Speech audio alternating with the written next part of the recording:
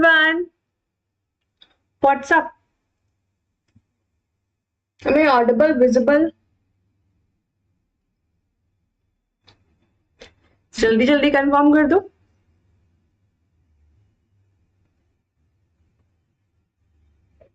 Okay. Good afternoon, हर्ष. Okay तो जैसा कि आप लोग को पता है, मेरा नाम अपराजिता सिंह है और मैंने आपको पूरी क्लास 11 की पूरी biology free of cost Shiva batch में पढ़ाई है. लाइक 3 मंथ का हमारा ये कोर्स था और हमने बहुत अच्छे से सब कुछ कंप्लीट किया है ना.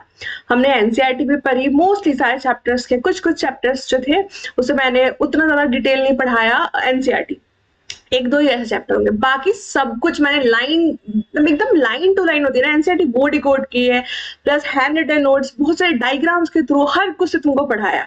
तुम्हारी 12th की बायोलॉजी बिल्कुल कंप्लीट हो चुकी है और 11th की आज कंप्लीट हो जाएगी. और आज हमारी क्लास 11th की लास्ट क्लास है. तो I think you guys are excited. Respiration in plants पढ़ने के लिए बहुत दिक्कतें होती है. आई नो तुम लोग को समझ नहीं आता NADH क्या है, FADH2 क्या है, बहुत दिक्कतें होती है. I am making you sure कि आज सब कुछ सही होगा, सब कुछ समझ आएगा. तो चलो फिर लेक्चर स्टार्ट करते हैं, ठीक है? ओके, जागृति गुड आफ्टरनून. या okay, Arun good afternoon, ELISA good afternoon. ठीक है, या I am making it. Okay चलो पढ़ते हैं. अब मैं इसको जूम कर लेती हूँ और फिर अपना स्क्रीन दिखाते हैं पढ़ने के लिए. Wait a minute. हम लोग अब पढ़ने वाले हैं अपना चैप्टर, जो कि आज का लास्ट चैप्टर है हमारा. और लाइक हम लोगों ने सारा सिलेबस पढ़ लिया, बस अब यही चैप्टर बचा हुआ था, है ना, रेस्पिरेशन इन प्लांट्स. मैं उसको स्टार्टिंग थोड़ा बताऊंगी जिसमें तुमको दिक्कत होती है, और फिर जो भी पोर्शन है उसको सब कंप्लीट करेंगे आज. अच्छा, वैसे तो हैप्पी दिवाली एवरीवन, मैं भूल गई थी बोलना. तो दिवाली भी तो विश करनी होती है भाई, ऐसे कैसे भूल गई मैं. हैप्पी दिवाली. ओके, टोरमी, जागृति, हर्ष. ओके, मैं तुम्हारे लिए लिख के मिलाई थी क्या? Happy Diwali everyone from bottom of my left and right ventricle with ribbon of Purkinje fiber and the spark of AV and SA notes. मतलब इतने प्यार से लिख के लाई हूँ. Thank you. चलो फिर स्टार्ट करते हैं हम लोग लेक्चर. चलो,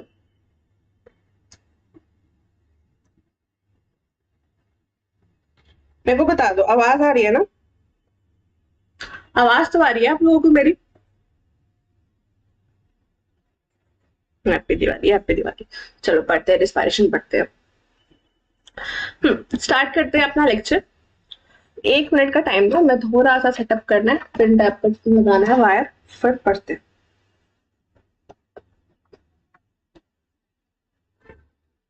हैप्पी दिवाली अरुण, चक्रीति, डोरिनी, अलीजा. चलो अब अपन पढ़ते हैं. जल्दी पढ़ेंगे, सब कुछ खत्म करेंगे. आज हमारा लास्ट लेक्चर है. चलिए स्टार्टिंग करते हैं. क्या क्या चीजें हमको पढ़नी है. पहले तो समझो इस बात को कि व्हाट इज रेस्पिरेशन, है ना. रेस्पिरेशन कहाँ होती है, क्या है, कैसे है, क्या चल रहा है. तो रेस्पिरेशन क्या है भाई? रेस्पिरेशन सांस लेना अलग बात है और लाइक सेलुलर रेस्पिरेशन अलग बात है, ब्रीदिंग अलग है. ऐसा नहीं कि देखो हमारी एनसीईआरटी ब्रीदिंग और रेस्पिरेशन को सेम मानती है, बट तुमको पता है सेलुलर रेस्पिरेशन क्या होता है? ब्रेक डाउन करने पे जो हम लोग को जो एनर्जी मिलती है ना, ग्लूकोज का ब्रेक डाउन से जो एनर्जी मिलती है एटीपी के फॉर्म में, उसको हम लोग रेस्पिरेशन मानते हैं, सेलुलर वाली. अगर उसी ब्रेक डाउन के दौरान अगर हम लोग ऑक्सीजन की मदद से वो कर रहे हैं तो उसको बोलते हैं एरोबिक रेस्पिरेशन. अगर वहां पे ऑक्सीजन की आवश्यकता नहीं तो उसको बोलते हैं एनारोबिक रेस्पिरेशन, है ना. ऐसे ही बोलते हैं हम लोग, राइट, है ना. चलो अब पढ़ते हैं. क्या बातें चल रही है, रेस्पिरेशन कहाँ होती है. पहली बात, कहाँ हो रही है रेस्पिरेशन? तो occurs in all living organism. देखो सर, पेन का ये बढ़ाते हैं.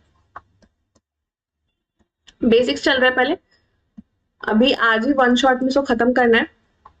सब समझ में आएगा. जो भी दिक्कत होती है ना, कैसे क्या कैलकुलेशन चल रहा है, सारी मैथ्स जो होती है इसकी, सब के सब आज पढ़ेंगे और खत्म करेंगे. और लाइक प्रॉमिस मी कि इस लेक्चर के लास्ट में तुम लोग सब अपना फीडबैक दोगे कि इस सेवा बैच में मेरे साथ तुमको पढ़ने में क्या क्या मतलब अच्छा लगा, क्या तुम पे इम्प्रूवमेंट आई, तो वो सब तुम बताओगे. प्रॉमिस करो, सब कमेंट करोगे मुझे, जो भी मेरे रेगुलर स्टूडेंट्स हैं उनसे तो ये एक्सपेक्ट कर ही सकती हूँ। चलो बाकी जो है वो सेशन लाइक कर दो। चलिए पढ़ते हैं हम लोग। क्या पढ़ना है? occurs in every living organisms।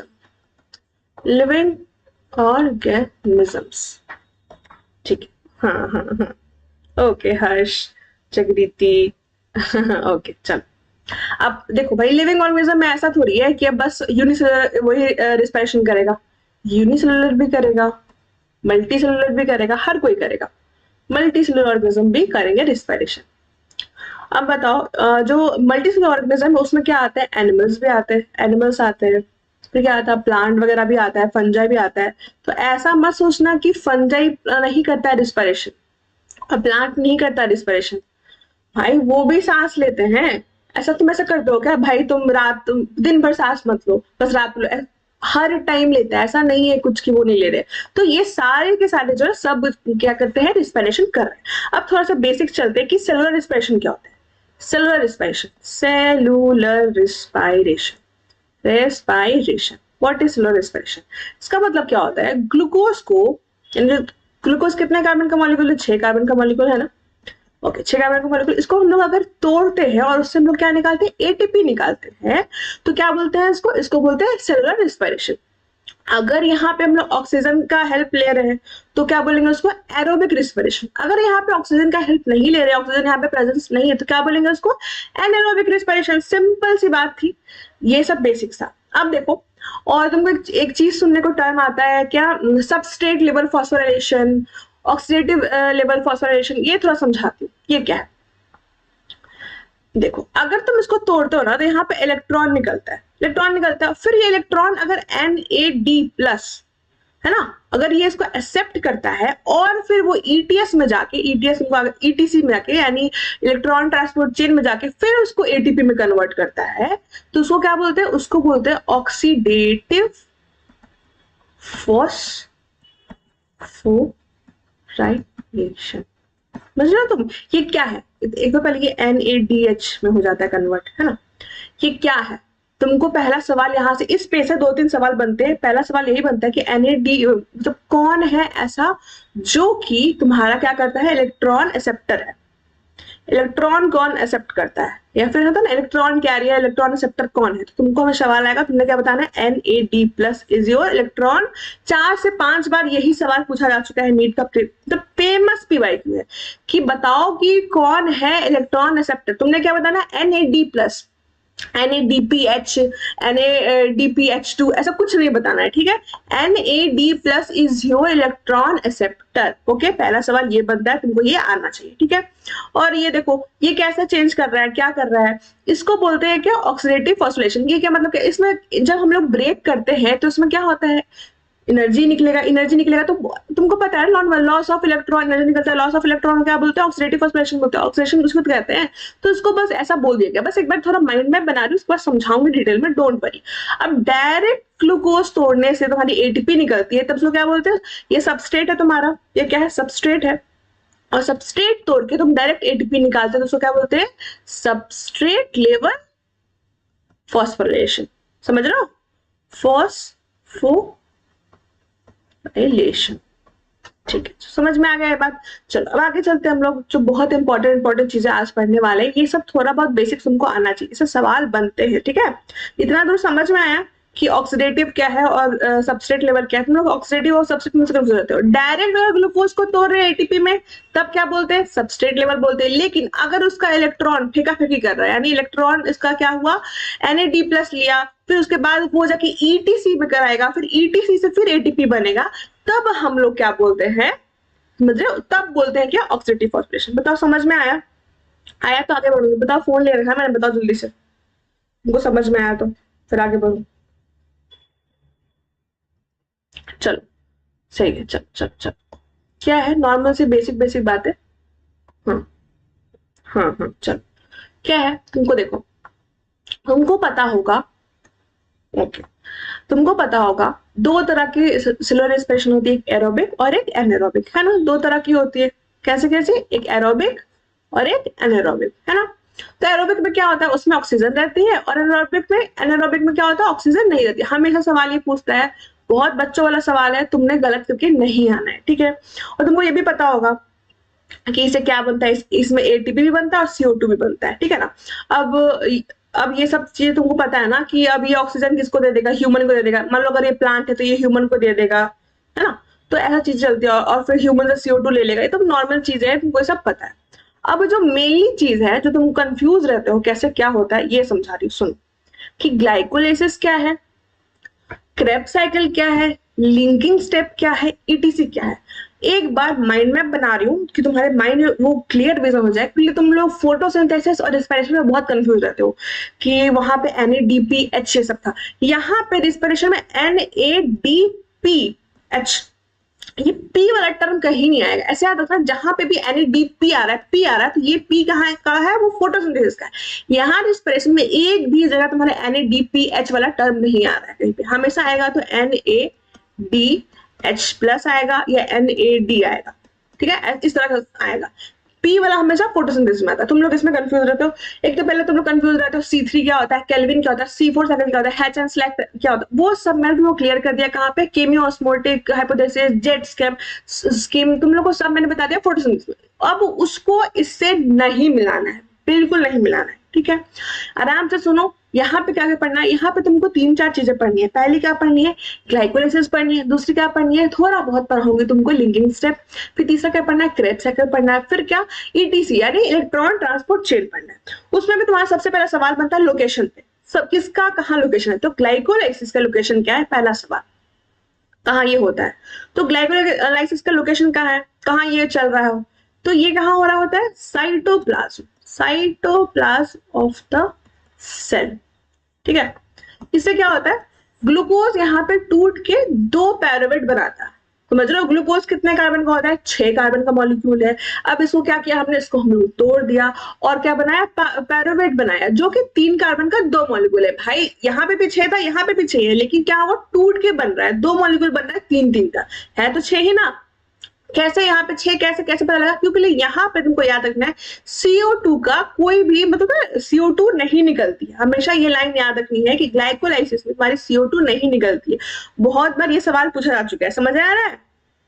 No CO2 release, अगर यहाँ पे CO2 निकलती तो एक कार्बन निकल जाता है, यहाँ पे कार्बन कम हो जाता है, लेकिन यहाँ पे भी 6 कार्बन है, यहाँ पे भी 6 कार्बन है। ऐसा क्यों, क्योंकि यहाँ पे CO2 रिलीज नहीं होती है। ऑलवेज रिमेंबर, ये क्वेश्चन आता है, ठीक है। ग्लाइकोलाइसिस क्या है, तुम लोगों को मैंने सिंपल वर्ड में सिखाया, ग्लूकोज को तोड़ के पैरावेट का 2 मॉलिक्यूल बना रहा है, जो कि 3-3 कार्बन का होता है। एक चीज तुमको समझनी है, इसमें क्या होता है, इसमें ATP का गेन होता है और इसमें NADH का गेन होता है।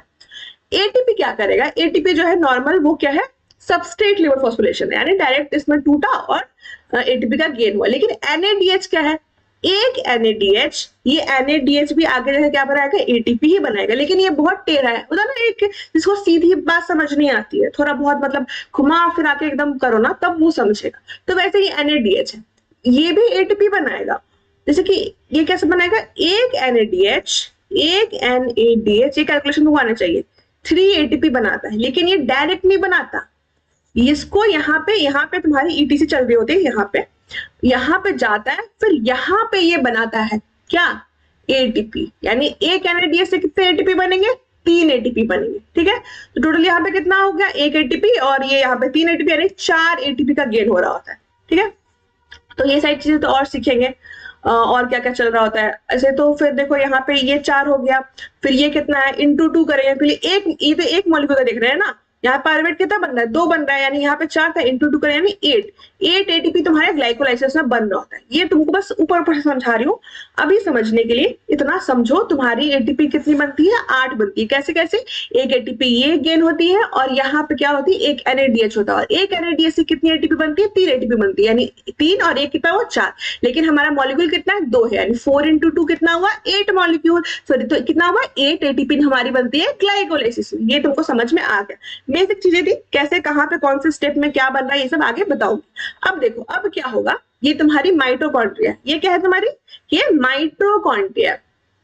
जितने भी नॉन बायो वाले स्टूडेंट हैं, उनको बायो में एक ही चीज पता होती है, mitochondria is the power house of the cell. वही वो समझ के खुश होते हैं। लेकिन तुमको तो माइटोकॉन्ड्रिया के अंदर बहुत कुछ पता है कि ये माइटोकॉन्ड्रिया की मैट्रिक्स होती है, ये इसका आउटर मेम्ब्रेन होता है, इसको क्रिस्टा कहते हैं, और ये इसका क्या होता है इंटर में, क्या होता है ये वाला, किसको याद है, इसको क्या बोलते हैं, हाँ इसको आउटर बोलते हैं, इसको इनर बोलते हैं, और इसको बोलते हैं इंटर मेम्ब्रेन स्पेस। थोड़ा लिख देती हूँ यहाँ पे, inter membrane space, inter membrane space बोलते हैं। ये क्या है, तुम्हारा आउटर वाला रीजन है, ये तुम्हारा इनर वाला रीजन है, और ये क्या है तुम्हारे, ये तुम्हारी मैट्रिक्स है ना, मैट्रिक्स है। चलो अब तुमको बात समझ में है। अब ये ग्लाइकोलाइसिस तो हो गया, पायरुवेट तो हो गया। अब ये पायरुवेट आगे कहाँ जाएगा, तो ये पायरुवेट यहाँ पे घुस रहा होता है, कहाँ पे, माइटोकॉन्ड्रिया की, हाँ ओके जगरीति ओके, हाँ ये क्या होता है पायरुवेट, ये घुसता है कहाँ पे, लिंकिंग स्टेप पे। ये तुम्हारी लिंकिंग स्टेप है। क्या है linking step, what is linking step, यहाँ पे क्या होता है, ये पी फॉर पायरुवेट, ये पायरुवेट क्या कर रहा होता है, यहाँ से NADH2 का गेन कर रहा होता है। ये पायरुवेट कितने कार्बन का था, 3 कार्बन का था, ठीक है, 3 कार्बन का था, ठीक है। और यहाँ से क्या करता है, एक NADH2 का ये सॉरी एक NADH क्या करता है, ये बना रहा होता है, ठीक है। यानी ये भी ATP गेन वाला प्रोसेस है, यहाँ पे एनर्जी गेन हो रही है, ठीक है, यहाँ पे भी एनर्जी गेन हो रही है, किसमें, ये लिंकिंग स्टेप है, लिंकिंग स्टेप है, ठीक है। और ये क्या करता है, एक और चीज करता है, यहाँ से एक ये CO2 वेस्ट करता है, ये रिलीज करता है एक CO2। तो भाई तुमको मैंने बताया था, जहां पे भी CO2 रिलीज होता है वहां पे एक कार्बन कम हो जाता है, यानी ये 3 कार्बन का था पायरुवेट, ऐसा ऐसा जो एसिटाइल कोलाइन को ए है, ये कितने कार्बन का होगा, सॉरी कितने कार्बन का होगा, 2 कार्बन का। कैसे हुआ, क्योंकि ये पायरुवेट 3 कार्बन का था, और ये क्या किया, एक कार्बन डाइऑक्साइड ये उड़ा भी दिया, तो कितने कार्बन का बचा, ये एसिटाइल कोलाइन इन तुम्हारा 2 कार्बन का बना होता है। और ये एनर्जी रिलीजिंग वाला जगह है भाई, कैसे, क्योंकि यहाँ पे एक NADH2 बनता है। कैसे, एक NADH2 कितना ATP देता है, 3 ATP। अब ये देखो तुम्हारा ये NADH2 भी भाई साहब यहाँ चला गया, और ये NADH2 भी अब तुम्हारा ETC में चल जाएगा, यानी इलेक्ट्रॉन ट्रांसपोर्ट चेन में चला जाएगा। क्योंकि भाई इसका तो यहाँ पे डायरेक्ट नहीं होगा, क्योंकि ये ऑक्सीडेटिव फॉस्फोराइलेशन है ना, ये आप डायरेक्ट तो नहीं करेगा, अब यहाँ पे जाके अपना ATP ये बनाएगा। तो छोटी छोटी बातें थी, तुमने ये समझ ली थी। अब देखो, अब ये एसिटाइल कोलाइन A है, अब ये क्रेब्स साइकिल में घुसेगा। पहला सवाल यही बनता है, क्रेब्स साइकिल का लोकेशन क्या है, किसी को पता है क्रेब्स साइकिल लोकेशन क्या है, किसी को याद है, किसी ने पढ़ा है ये चैप्टर। गुड आफ्टरनून विकास, किसी को याद है क्रेब्स साइकिल कहाँ चल रही होती है, मैं देख रही हूँ फोन में, जल्दी बताओ, किसी को नहीं याद है। देखो क्रेब्स साइकिल तुम्हारी चल रही होती है माइटोकॉन्ड्रिया का मैट्रिक्स में। कब स्टार्टिंग में बताया, ये क्या है भाई, ये मैट्रिक्स, और यहाँ पे क्या चल रही है, यहाँ पे क्रेब्स साइकिल चल रही है। तो तुम्हारी क्रेब्स साइकिल चल रही होती है माइटोकॉन्ड्रिया के मैट्रिक्स में। क्या होता है इसमें, यहाँ पे ATP निकल रहा होता है, यहाँ पे एक NADH2 निकल रहा होता है, और यहाँ पे एक FADH2 निकल रहा है, 3 मॉलिक्यूल होते हैं, ये सब निकलते हैं। क्या क्या निकलता है क्रेब्स साइकिल में, थोड़ा लिखो यहाँ पे, क्रेब्स साइकिल में क्या निकला, एक ATP निकला, और क्या निकला, एक, अच्छा छोड़ो अभी कितना क्या निकल रहा है वो छोड़ो, बस सुनो कि यहाँ एक ATP निकलता है, एक निकलता है NADH निकलता है, और क्या निकलता है, FADH निकलता है ना, ये चीजें निकलती है। अब तुमको थोड़ा कैलकुलेशन सीखना है, एक ATP तो एक ATP होता है, लेकिन एक NADH जो है ETC में जाके ये दोनों क्या करेगा, ये वापस ETC में जाएगा और यहां से अपना ATP बनाएगा। तो एक NADH कितना ATP बनाता है, 3 ATP बनाता है, और एक FADH2 2 ATP बनाता है। ये चीज तुमको याद रखनी है, ये कैलकुलेशन तुमको आनी चाहिए, बायो की कैलकुलेशन है, और ये मैथमेटिक्स तुम्हारे बायो में हर जगह पूछी जाएगी, और ये सारी चीजें बहुत छोटी छोटी है। हाँ हाँ कोई बात नहीं जगदीप, कोई बात नहीं, बिल्कुल सही। तो यहाँ पे क्या होता है, NADH2 कितना होता है, 3 ATP बनाता है, और एक FADH2 2 ATP बनाता है। तो नॉर्मल सी बात है, तुमको समझ में आ गई है ना, थोड़ा सा बहुत ज्यादा कचरा हो गया, इसको थोड़ा मिटाते हैं, ठीक है। अब ये क्या हुआ, तुम्हारे क्रेब्स साइकिल के बारे में बात चल गया।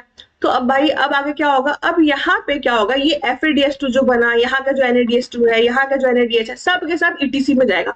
ETC का लोकेशन पूछता है सवाल में, कहाँ है ETC, बहुत बार पूछता है कि क्या ये क्रिस्टा में होती है, क्या ये इनर मेम्ब्रेन में होती है, कहाँ पे होती है, कि आउटर मेम्ब्रेन होती है माइटोकॉन्ड्रिया में, क्या ये इसकी इंटर मेम्ब्रेन स्पेस में होती है। कोई नहीं बोलेगा कि इसकी इंटर मेम्ब्रेन स्पेस में होती है ना, इसका ऑप्शन में टिक करके आना किस टाइम होता है, हमेशा बोलना है कि इनर मेम्ब्रेन में होती है। इंटर मेम्ब्रेन तो ये है ना, ये पूरा पोर्शन वहां थोड़ी हो रही है। इसका जो प्रोटीन लाइक मॉलिक्यूल होता है, और क्या होता है कॉम्प्लेक्स में आगे बताऊंगी। 5 कॉम्प्लेक्स होता है इसमें। कितना होता है? 5 कॉम्प्लेक्स होता है। और ये इनर मेम्ब्रेन, ये जो इनर मेम्ब्रेन है वहां लगी हुई होती है, ठीक है।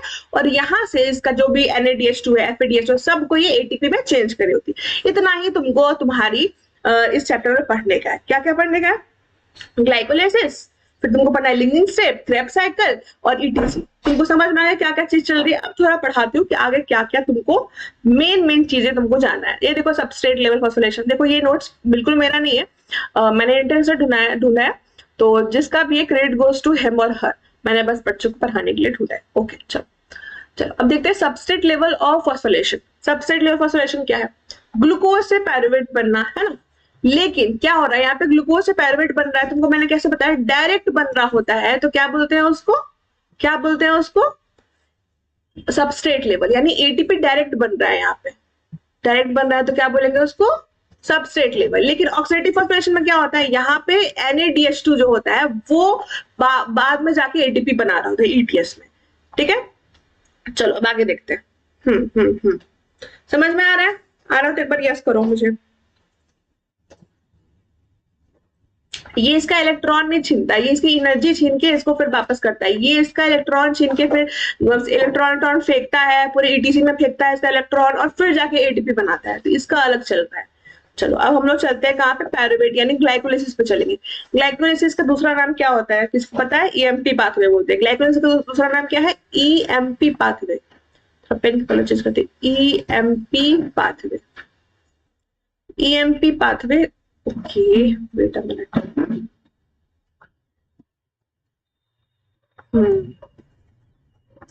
EMP pathway. EMP पाथवे क्यों बोला जाता है इसको? क्यों बोला जा रहा है इसको EMP पाथवे? क्योंकि ये जो 3 लोग थे, एमिडेन, मेयरहॉफ और पार्टनर्स, इन तीनों ने ही ग्लाइकोलाइसिस का खोज किया था। तुमको याद रखना है, पहला सवाल पूछता है क्या ग्लाइकोलाइसिस एक ही बार में हो जाता है? नहीं, ये स्टेप बाय स्टेप प्रोसेस है। ये क्या है? Step by step process. ये लाइन तुमको एकदम अपने जहन में रखनी है कि स्टेप बाय स्टेप प्रोसेस है। और ये कितने स्टेप में होता है? कई बार पूछा हुआ सवाल है। ये होता है तुम्हारी 10 स्टेप में। ग्लाइकोलाइसिस कहाँ होता है? पहला सवाल तो साइटोप्लाज्म ऑफ द सेल। कितने स्टेप में होता है? क्या पहले तो क्या क्या स्टेप बाय स्टेप होता है? कैसे हो जाता है? Step by step. कितने स्टेप में होता है? 10 स्टेप में होता है। दूसरा नाम क्या है? तो EMP pathway. Hatch and slag pathway क्या था? तो वो तुम्हारी फोटोसिंथेसिस, वो दूसरा चीज था। वो तुम्हारी C4 साइकिल को बोलते थे। उससे कंफ्यूज और मिक्स मत करना, ठीक है। यहाँ पे क्या करते हैं ग्लाइकोलाइसिस? कुछ नहीं है भाई, डायरेक्ट ग्लूकोज है जो 6 कार्बन का मॉलिक्यूल था, उसको 3 कार्बन के मॉलिक्यूल को, एक मिनट, तुम्हारे 6 कार्बन का मॉलिक्यूल था, उसको हम लोग पायरुवेट में तोड़ते हैं, जो कि पायरुवेट 3 कार्बन का मॉलिक्यूल होता है, लेकिन ये 2 होता है, इसलिए ये भी 6 रहता है, ये भी 6 रहता है। नॉर्मल सी बात है। ग्लूकोज को पायरुवेट में तोड़ना वो क्या बोलते हैं? ग्लाइकोलाइसिस बोल रहे होते हैं। सिंपल, इसमें कुछ बहुत हार्ड नहीं है। ये तुमको याद रखना है, मैं तुमको याद कराती हूँ। सिंपल सिंपल चीजें हैं, याद करो। ओके, चक्रीति है बस यहाँ पे, और कोई नहीं है। और किसी की आवाज नहीं आ रही, मतलब कोई कुछ नहीं बोल रहा। तो एक बार थम्स अप तो दो ताकि मुझे समझ में आए कि तुमको समझ में आ रहा है। अच्छा देखो क्या होता है ना, ऊपर का जो इसमें कितना है, ये 10 स्टेप का पाथ है। हाँ ओके ओके, टोनी हर्ष, ओके, ये 10 स्टेप का पाथ है। तुमको ये 10 स्टेप एकदम से याद होना चाहिए। तो कैसे क्या याद होगा, मैं थोड़ा बता रही हूँ, ठीक है। इसमें उतना टेंशन लेने की जरूरत नहीं कि याद नहीं हो रहा है, मैं बता रही हूँ, सुनो। क्या होता है? सिंपल सा, ग्लूकोज को तुम्हें क्या करना है? पहला स्टेप ग्लूकोज है, ग्लूकोज को तुमने क्या करना है? पायरुवेट में चेंज करना है, ठीक है। पहला, फर्स्ट और 10 स्टेप तो तुमको पहले ही पता चल गया। होता क्या है यहाँ पे, जो ये क्या होता है, फ्रक्टोज 1,6 बिस फॉस्फेट यहाँ पे टूटता है, ठीक है। तो टूटने से पहले जो भी 4 स्टेप है उसमें कोई भी एटीपी गेन नहीं होता है, यूज होता है। क्या होता है? यूज होता है। यहाँ पे एटीपी यूज हो रही है। अगर यहाँ पे कोई भी 2 स्टेप में एटीपी लिखा हुआ है तो वो क्या है? वो गेन नहीं है, वो यूज हो रही है। देखो अब मैं तुमको समझा रही हूँ। ग्लूकोज जो है 6 कार्बन का मॉलिक्यूल, उसको क्या करते हैं? सो ग्लूकोज 6 फॉस्फेट बनाते हैं। क्या बनाते हैं? ग्लूकोज 6 फॉस्फेट, यानी ग्लूकोज का फॉस्फोराइलेशन कर रहे हैं। क्या कर रहे हैं? ग्लूकोज का फॉस्फोराइलेशन, यानी क्या कि ग्लूकोज था, सिंपल से क्या किए, उसमें फॉस्फेट ग्रुप ऐड कर दिए। और फॉस्फेट ग्रुप कैसे ऐड कर रहे हैं? एटीपी को तोड़ के, फिर उसको एटीपी का यूज करके इसमें क्या कर रहे हैं? फॉस्फेट ग्रुप ऐड कर दे रहे हैं। तो तुम्हारा सवाल बनता है कि इसमें कौन एंजाइम हेल्प करता है, तो इसमें तुम्हारा सवाल आ चुका है प्रीवियस ईयर का। तो ये हेक्सोकाइनेज, एक ही एंजाइम का नाम इसमें पूरे में दिया हुआ, उसका नाम है हेक्सोकाइनेज, जो कि ग्लूकोज को ग्लूकोज 6 फॉस्फेट बनने में काम आता है। क्या क्या तुमने सीखा, सिंपल सिंपल एकदम याद करते जाओ। तुमने सीखा ग्लूकोज था भाई, ग्लूकोज, ग्लूकोज को हमने क्या किया, ग्लूकोज 6 फॉस्फेट में बदल दिया, है ना। क्या किया इसका, फॉस्फोरिलेशन। कैसे किया फॉस्फोरिलेशन, एक एटीपी देके। चलो अब ये अब क्या होगा, अब ये चेंज होगा, glucose 6 phosphate fructose 6 phosphate change होगा। अब इसमें कुछ नहीं हुआ है, इसमें बस आइसोमराइजेशन हुआ है। आइसोमर समझते हो ना, तो इसमें क्या हुआ, आइसोमराइजेशन हुआ है। गुड इवनिंग राखी। तो इसमें कोई एटीपी की जरूरत नहीं है, इसमें बस आइसोमराइजेशन हुआ है। लेकिन अब देखो तुम फ्रक्टोज 6 फॉस्फेट को बिस में समझते हो, बिस मतलब 2 होता है, तो फ्रक्टोज 6 फॉस्फेट को फ्रक्टोज 1,6 बिस फॉस्फेट में चेंज कर रहे हैं, ठीक है।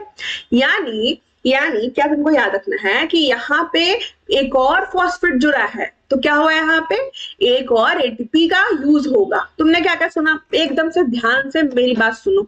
ग्लूकोज था, ग्लूकोज 1 क्या हुआ, ग्लूकोज 6 फॉस्फेट में जुड़ा आया, यानी क्या हुआ, कन्वर्ट हुआ, ग्लूकोज 6 फॉस्फेट। कैसे कन्वर्ट हुआ, एक एटीपी का हमने यूज किया, फिर ग्लूकोज जो है वो फ्रक्टोज में चेंज हुआ, यानी क्या हुआ, वहां पे आइसोमराइजेशन हुआ, है ना। तो उसमें एटीपी की जरूरत नहीं है, लेकिन फिर वो जहां जहां हम लोग फॉस्फेट जोड़ रहे हैं ना, वहां एटीपी का यूज करते रहे। 2 जगह फॉस्फेट जोड़ रहे, ग्लूकोज को ग्लूकोज 6 फॉस्फेट बनाने में, फिर फ्रक्टोज को बनाने में कोई भी एटीपी का यूज नहीं हो रहा है, वहां फॉस्फेट नहीं जोड़ रहे, बस आइसोमराइजेशन कर रहे हैं। लेकिन जब हम लोग फ्रक्टोज 6 फॉस्फेट को फ्रक्टोज 1,6 बिस फॉस्फेट यानी एक और फॉस्फेट जोड़े, तो एक और एटीपी का यूज हो जाएगा। समझ में आ गया, क्या हुआ, एक और एटीपी का यूज हो गया, ठीक है। अब देखो अब क्या होता है, अब तुम्हारा ये जो फ्रक्टोज बिस फॉस्फेट है, ये 2 भाग में टूटेगा। एक भाग का नाम है पागल, एक भाग का नाम है धाप। किसे याद रखना है, तुमको याद रखना है पागल, कुछ ज्यादा ये तो हो गया मोटा पेन, रुको। पागल, ये क्या है, पागल है, और ये क्या है, धाप है। मैं बता रही हूँ क्या होता है। तुम्हारा फ्रक्टोज 6 फॉस्फेट क्या करता है, ट्राइओस फॉस्फेट में टूटता है, और ये भी ट्राइओस फॉस्फेट में टूटता है। लेकिन क्या होता है, ये तुम्हारा एल्डिहाइड होता है, और ये तुम्हारा कीटोन, तुम देखो ना एसीटोन लिखा है, ये कीटोन होता है। तो ये सारी चीजें यहाँ चल रही होती है। अब ये कीटोन जो टूटा है ना, ये भी इसी में आ जाता है, ये भी इसमें कन्वर्ट हो, यहाँ पे साइन ऐसे ऐसे का साइन मतलब होता है कि इंटर कन्वर्ट होते रहते हैं। तो ये इसमें ही कन्वर्ट हो जाता है बाद में जाके। पहला किस में टूटता है, पागल में, दूसरा किस में टूटता है, तो धाप में टूटता है, ठीक है। अब मेरे साथ यहाँ पे सोचो, क्या क्या तुमने सोचा, ग्लूकोज था, है ना, थोड़ा लिखते हैं, चलो। ग्लूकोज था, है ना, ग्लूकोज को मैंने क्या किया बताओ, ग्लूकोज को मैंने क्या किया, एक एटीपी से हम लोग एटीपी यूज किया, फिर ग्लूकोज 6 फॉस्फेट बनाया, यानी फॉस्फोरिलेशन किया, है ना। उसके बाद हम लोगों ने कुछ नहीं किया, आइसोमराइजेशन कर दिया, यानी फ्रक्टोज 6 फॉस्फेट बना दिया। यहाँ पे एटीपी नहीं लगी, फ्रक्टोज 6 फॉस्फेट बना दिया, यानी यहाँ पे हम लोग बस आइसोमराइजेशन कर रहे हैं। फिर फ्रक्टोज 6 फॉस्फेट को हमने क्या किया, यहाँ पे अब क्या करेंगे, फ्रक्टोज 1,6 बिस फॉस्फेट, यानी एक और फॉस्फेट जोड़ दिया।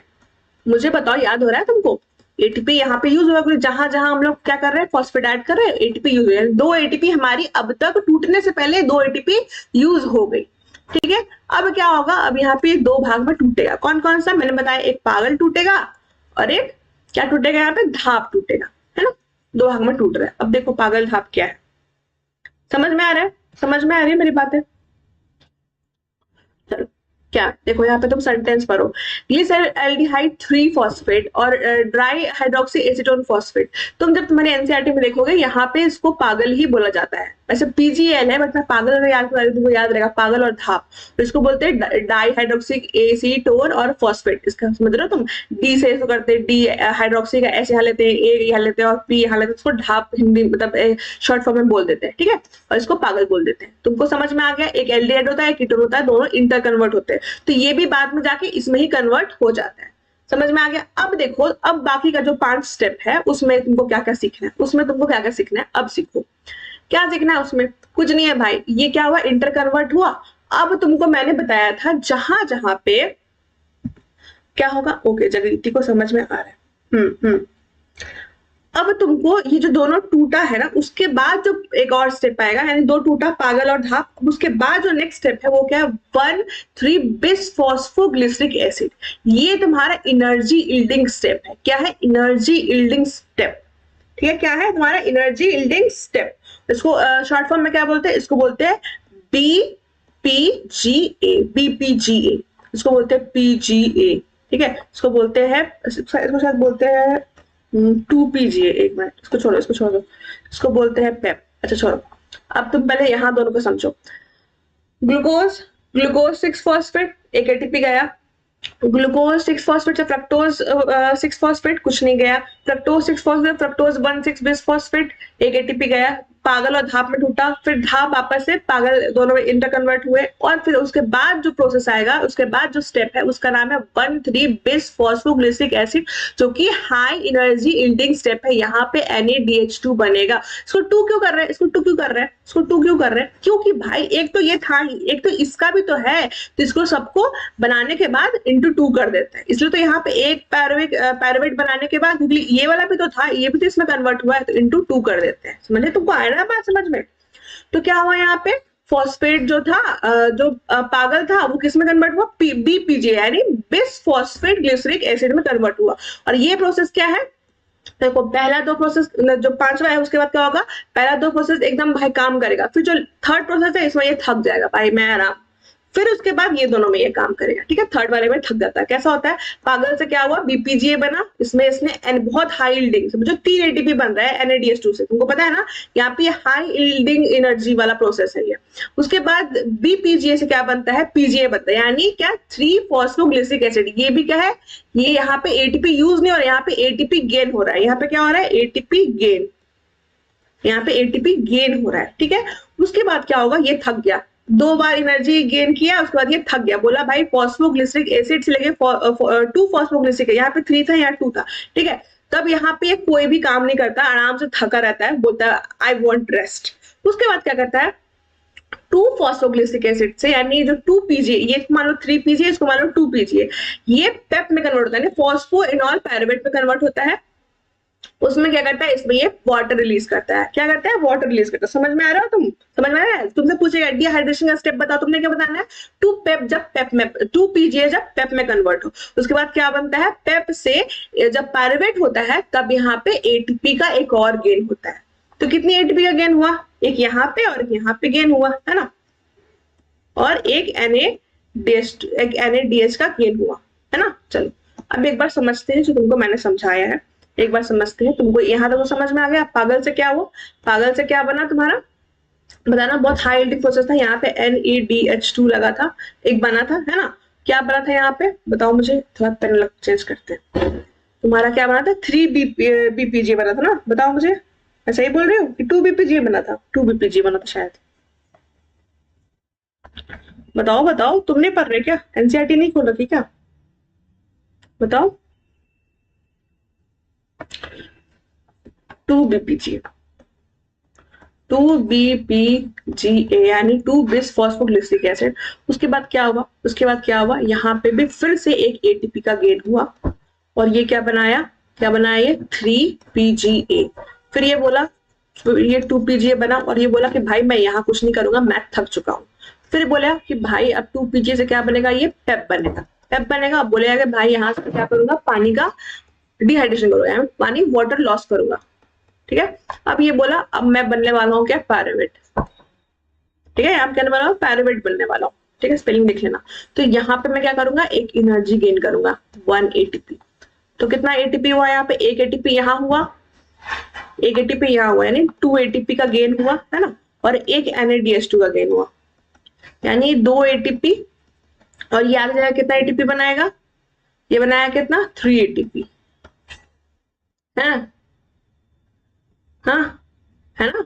छोड़ो, इसको अलग लिखते हैं। 1 एक यहाँ पे एटीपी, समझ रहे हो तुम कैसे कैसे मैं कर रही हूँ। फिर सबको इंटू 2 कर देना है, सबको इंटू 2 कर देना है, यानी 4 ATP और 2 ATP, सॉरी 2 NADPH। मैंने गलत कर दिया ना, क्यों, क्योंकि मैंने क्या बोला था, इसके बाद सबको इंटू 2 करेंगे। इंटू 2 क्यों करते हैं, इंटू 2 क्यों करते हैं, हाँ ओके, इंटू 2 क्यों करते हैं, क्योंकि यहाँ पे ये भी तो कन्वर्ट होता है ना। तो तुमको ऐसा समझ में आ गया कि 4 ATP है ना, 2 ऐसा हुआ था, इंटू 2 किया तो 4 ATP हो गया, और एक NADH बना था, लेकिन इंटू 2 किया तो 2 NADH बना, यानी ये 4 ATP, और ये कितना हुआ टोटल 2 × 3 यानी 6 ATP। ऐसे करके इस्तेमाल चलते रहता है। आगे ये बनाएगा, तुमको याद रखना, आगे कैलकुलेशन एक बार और कराऊंगी, अभी कंफ्यूज मत होना। अगर लग रहा है कि मैं तुमको कंफ्यूज कर रही हूँ तो अभी इसको छोड़ दो, मैं आगे एक बार और बताऊंगी, डोंट नीड टू वरी। ठीक है, चलो तुमको बस स्टेप में याद होना चाहिए था क्या क्या हुआ, स्टेप अभी याद कर लो, कैलकुलेशन में अभी कराती हूँ। ठीक है, कैलकुलेशन में अभी करा रही हूँ, कंफ्यूज मत होना। चलो क्या क्या हुआ अब देखते हैं, नेट गेन किस किस चीज का हुआ है। Net gain result of glycolysis. हाँ हाँ, मैंने गलती से वहां पे 480 लिख किया था क्या, रुको, कोई बात नहीं, हो जाता है कभी कभी। और नेट गेन क्या, तुम्हें सवाल क्या पूछता है, नेट गेन ऑफ ग्लाइकोलाइसिस, तुमने क्या बताना है, ग्लूकोज को क्या किया तुमने, पायरुवेट में चेंज किया, 2 मॉलिक्यूल था, क्या हुआ तुमसे, 2 ATP बनी और 2 NADH2 बना। 2 NADH2 कैसे बना बताओ, इंटू 2 कर रखा था ना, है ना, तो कितना हुआ तुमको, NADH2 वाला वो तो अभी नहीं बताना, वो तो ETC में चल जाएगा। अभी तुम्हारा जो ATP कितने बन रही होती है, टोटल 2 ATP बन रही होती है। समझ आया तुमको, समझ आया है, 2 ATP कैसे बन रही होती है, कहाँ बन रही होती है, कहाँ बन होती है, एक तुम्हारी बन रही होती है 6 नंबर पे, एक बन रही होती है 9 नंबर पे। ठीक है, तुमको ये याद होना चाहिए, ये वाला मतलब स्टेप है ये, 6 स्टेप पे और 9 स्टेप, समझ आ गया, ओके गुड। चलो अब आगे चलते हैं, अब चलते हैं, अब चलते हैं लिंकिंग स्टेप पे, जो तुमको मैंने समझाया था पायरुवेट जो है, अब ये जो पायरुवेट बना, अब ये क्या करेगा, एसिटाइल कोलाइन ए भी तो बनाएगा, यहाँ से क्या करेगा, एक CO2 का रिलीज करेगा, इसमें यहाँ पे पायरुवेट डिहाइड्रोजनेज होता है, तो यहाँ पे Mg2+ होता है, ये सब तुमको याद रखना है। और ये क्या करता है, एक एनर्जी भी गेन, ओके हर्ष, ओके जगरीति, ओके डोरी, एक एनर्जी भी गेन कर रहा होता है, और यहाँ से CO2 रिलीज होता है, तो CO2 होता है, तो यहाँ पे 3 कार्बन होता है, तो ये 2 कार्बन बन जाता है, क्यों, क्योंकि यहाँ से एक CO2 रिलीज होता है। तो ये बन गया एसिटाइल कोलाइन ए, ये इसको ही बोलते हैं लिंकिंग स्टेप। ठीक है, तो तुमको अब क्या करना है, ये तो 2 है ना, लेकिन यहाँ पे हम लोग एक लेके चल रहे हैं, बाकी यहाँ का मान लो कि यहाँ पे 1 NADH2 बना है, लेकिन बाद में हम लोग उसको इंटू 2 कर देंगे, समझ लो, जो कभी पर ऐसे लिख के चल रहे हैं, बाद में सबको इंटू 2 करते चलेंगे। ओके, ओके, चलो आगे बढ़े, आगे बढ़े, बताओ मुझे। अगर कैलकुलेशन नहीं समझ में आया होगा तो डोंट नीड टू वरी, मैं सब समझा दूंगी, विश्वास रखो और चलते रहो। अब देखो क्रेब साइकिल, क्रेब साइकिल तुमने याद नहीं होता तो याद, मैं तो ऐसे याद किया था, मैंने तो ऐसे ही याद किया था, अगर देखो भाई तुमने कोई ट्रिक बनाई है तो उसे ही से याद करना। मैंने क्या किया था, 6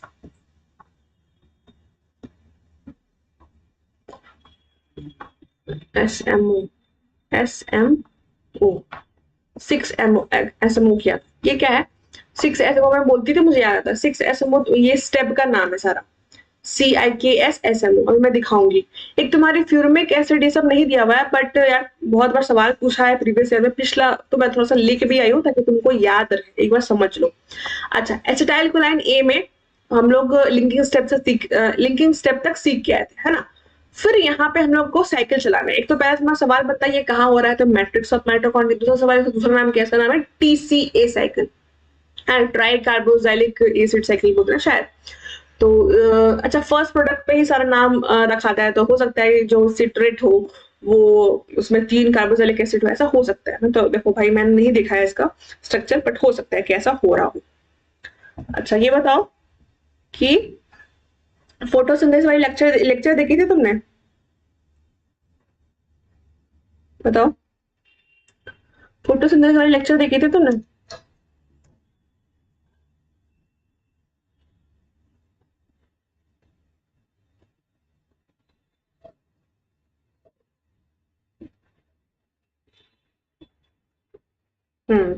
ओके चलो,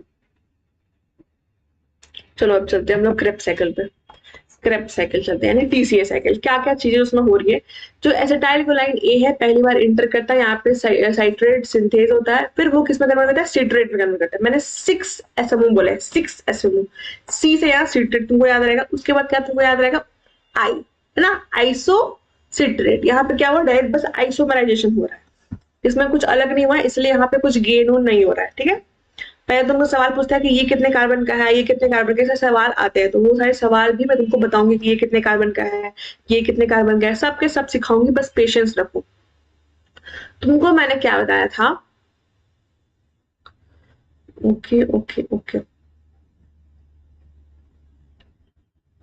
चलो अच्छा, तुम्हारा जो फर्स्ट स्टेबल प्रोडक्ट है किसका, C4 का, वो कितना कार्बन का होता है, वो 4 कार्बन का होता है ना। ये कितना कार्बन का होता है, 4 कार्बन का हो जाता है। और ये तुम्हारा जो एसिटाइल कोलाइड ए है, अभी तुमको मैंने दिखाया था, ये 2 कार्बन का है ना। तो ये दोनों ही मिलकर तो आगे, मतलब यही तो पूरा साइकिल चल रहा है। तो ये इधर का 2 और इधर का 4, यानी कितने, अब जो नेक्स्ट कार्बन जो अभी बनने वाला है, जो सिट्रेट है, वो कितने कार्बन का होगा, पहला सवाल कितने कार्बन का होगा, तो वो 6 कार्बन का होगा। ठीक है। आइसोसिट्रेट में तो हम लोग कोई कहीं पे भी कार्बन कम हो रहा है तो उसका रीजन क्या होगा, CO2 का उड़ना, है ना, लॉस ऑफ CO2 वगैरह होता है। तो यहाँ पे तो बस आइसोमराइजेशन हुआ, तो इसका भी कार्बन कितना है, ये भी 6C है, यानी इसका भी 6 कार्बन है। ठीक है। लेकिन अब तुम देखो क्या हुआ, तो पहला स्टेप क्या था, सिट्रेट, फिर आइसोसिट्रेट, है ना, CI। ठीक है। अब देखो अब क्या होगा, अल्फा कीटो ग्लूटिलेट। अब क्या होता है इसमें, 6 यानी K, है ना, अल्फा वाला। अब क्या होगा, तुमने क्या करना है, जो अल्फा वाला है ना, इसके तो दोनों की तरफ एनर्जी डाल देना और धुआं धुआं कर देना। धुआं धुआं यानी क्या, अल्फा वाले के ऊपर भी धुआं, नीचे भी धुआं, ऊपर भी एनर्जी निकल रही है भाई, नीचे भी एनर्जी है, समझ लो तुम, इधर भी एनर्जी है, इधर भी एनर्जी, इधर भी धुआं, इधर भी धुआं। ये है तुम्हारा अल्फा क्यूटोरिक एसिड या क्लूटरेट, जो भी है भाई, प्रोजेक्शन है नीचे। इधर भी CO2, इधर भी CO2, ये क्या है, NADH, ये भी NADH। ठीक है, चलो तुमको समझ में आ गया। तो यहाँ पे क्या होगा, यहाँ पे क्या होगा, ये कार्बन कितना होगा, पहला तो निकल गया, तो कितना का होगा, ये 5 कार्बन का होगा। अब यहाँ से एक और निकल गया, तो ये वाला कितना का होगा, ये 4 कार्बन होगा। तो अगर कार्बन वाला सवाल पूछा जाए, अच्छा कोई बात नहीं रोरी में, कोई बात नहीं रोरी में, कर लेना कवर। चलो, तो यहाँ पे एक CO2 निकला, तो 6 कार्बन से 5 कार्बन बन गया, फिर यहाँ एक CO2 निकला, तो ये 4 कार्बन का बन गया। तो हमेशा कार्बन वाला सवाल है तो ऐसा सोचना कि कहाँ पे तुमको ऐसा लिखना और बनाना रफ में, जल्दी जल्दी बनाना, तुमको समझ में आएगा। चलो अभी थोड़ा बना के दिखा रही हूँ। क्या क्या तुमने देखा, तुमने देखा कि यहाँ पे OAA था, जो कि 4 कार्बन का था, और यहाँ क्या था, एसिटाइल लाइन A था, ये 2 कार्बन का था, है ना। अब यहाँ से हम लोग यहाँ पे क्या था, सिट्रेट, क्या था, सिंथेस था, सिंथेस था ना। यहाँ से क्या बन रहा था, सिट्रेट बन रहा था, जो कितने कार्बन का था, ये 6 कार्बन का था। अब क्या हुआ, यहाँ से कुछ नहीं हुआ, यहाँ से बस डायरेक्ट आइसोमराइजेशन हुआ, आइसोसिट्रेट बना। ये सब मैं कैसे लिख पा रही हूँ, क्योंकि मैंने ये याद किया, 6SM। ठीक है, C लिख दिया, I लिख दिया, K लिखूंगी, K यानी क्या लिखूंगी, अब लिखूंगी K यानी अल्फा कीटो, जो भी स्पेलिंग है आगे तुम देख लेना, शायद इसका स्पेलिंग GLU होता है, GLUTA।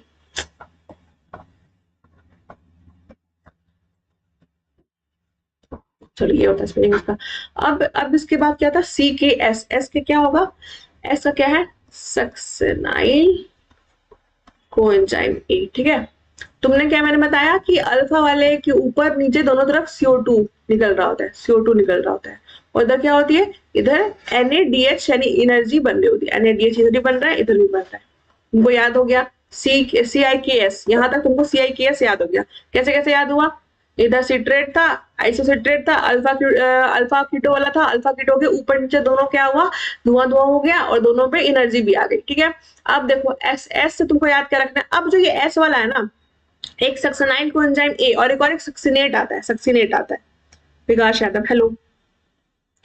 अब इसके बाद क्या आएगा, सक्सिनेट आएगा, भाई मच्छर चलो क्या है, सक्सिनेट, हाँ, SUCCINT। ये एक S हो गया, ये वाला, तो एक ये S होगा, ये वाला। तो ये सक्सिनेट क्या होगा, तुमको याद रखना है, सक्सेस, ये सक्सेस है, क्या हुआ है, यहां से सक्सेस जा रही, कैसे मतलब ऐसे याद रखो, मैं तो ऐसे याद रखती हूँ भाई, इधर भी सक्सेस है, इधर भी सक्सेस है। क्यों, क्योंकि यहां से निकल रही होती है एक GTP। क्या बन रही होती है, GTP is same as ATP, कुछ अंतर नहीं है, बस यहाँ पे GTP बोलते हैं। ठीक है।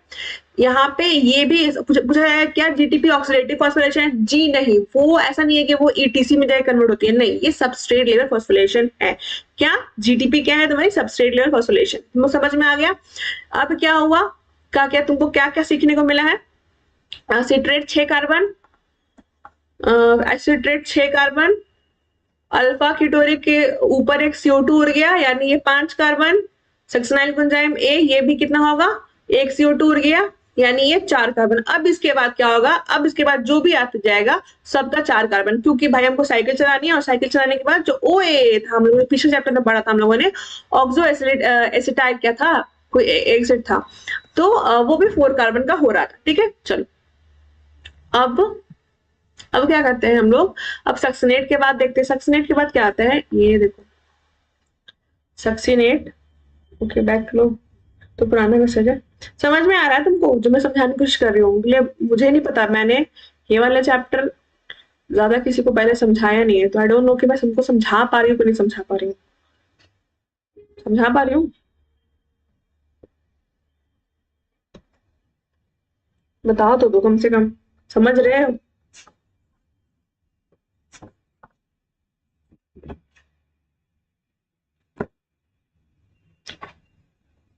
मैलिक एसिड, ओके आयरन, चलो और कोई नहीं समझ रहा? चलो अब क्या देखते हैं, हाँ हाँ दी, ओके ओके हर्ष, ओके अरुण, चलो पढ़ते हैं। अब क्या, मिलिक एसिड, मिलिक एसिड के बारे में क्या मैंने क्या बोलता है, 6 SMO, SMO क्या हो गया, M for malic acid, O for OA, हाँ ओके डोरी, सक्सिनेट मिलिक एसिड OA, समझ में आ गया तुमको? ये साइकिल तुम्हारी पूरी चल रही थी। अब मुझे नहीं लगता कि ये साइकिल कोई भूलेगा क्या, ओके जगरीती, क्या होता है यहाँ पे एक, ओके ओके, यहाँ पे क्या होता है, यहाँ पे एक FADH2 बनता है, एक FADH, अरे भाई क्या हो रहा है, FADH2 बन रहा होता है, FADH से FADH, मैं फिगर में दिखाऊंगी, अभी मैं बस बता रही हूँ। और यहाँ पे क्या होता है, यहाँ पे एक और NADH बन रहा होता है। कहाँ कहाँ, एक यहाँ NADH बना, अल्फा कीटो के ऊपर नीचे एक NADH बना, है ना, और एक मैलिक एसिड से OA में, है ना, तो वहां पे NADH बना, और सक्सिनेट से मैलिक में भी एक FADH2 बना। तो मैंने क्या सिखाया था, एक NADH मतलब क्या हुआ, ये ऑक्सीडेटिव फॉस्फोरेशन कराएगा तो कितना ATP, 3 ATP।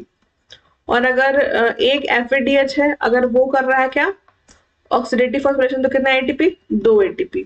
और GTP तो भाई वो ATP में डायरेक्ट बनाता है, एक GTP इसका तो 1 ATP, इसमें कुछ अलग नहीं है।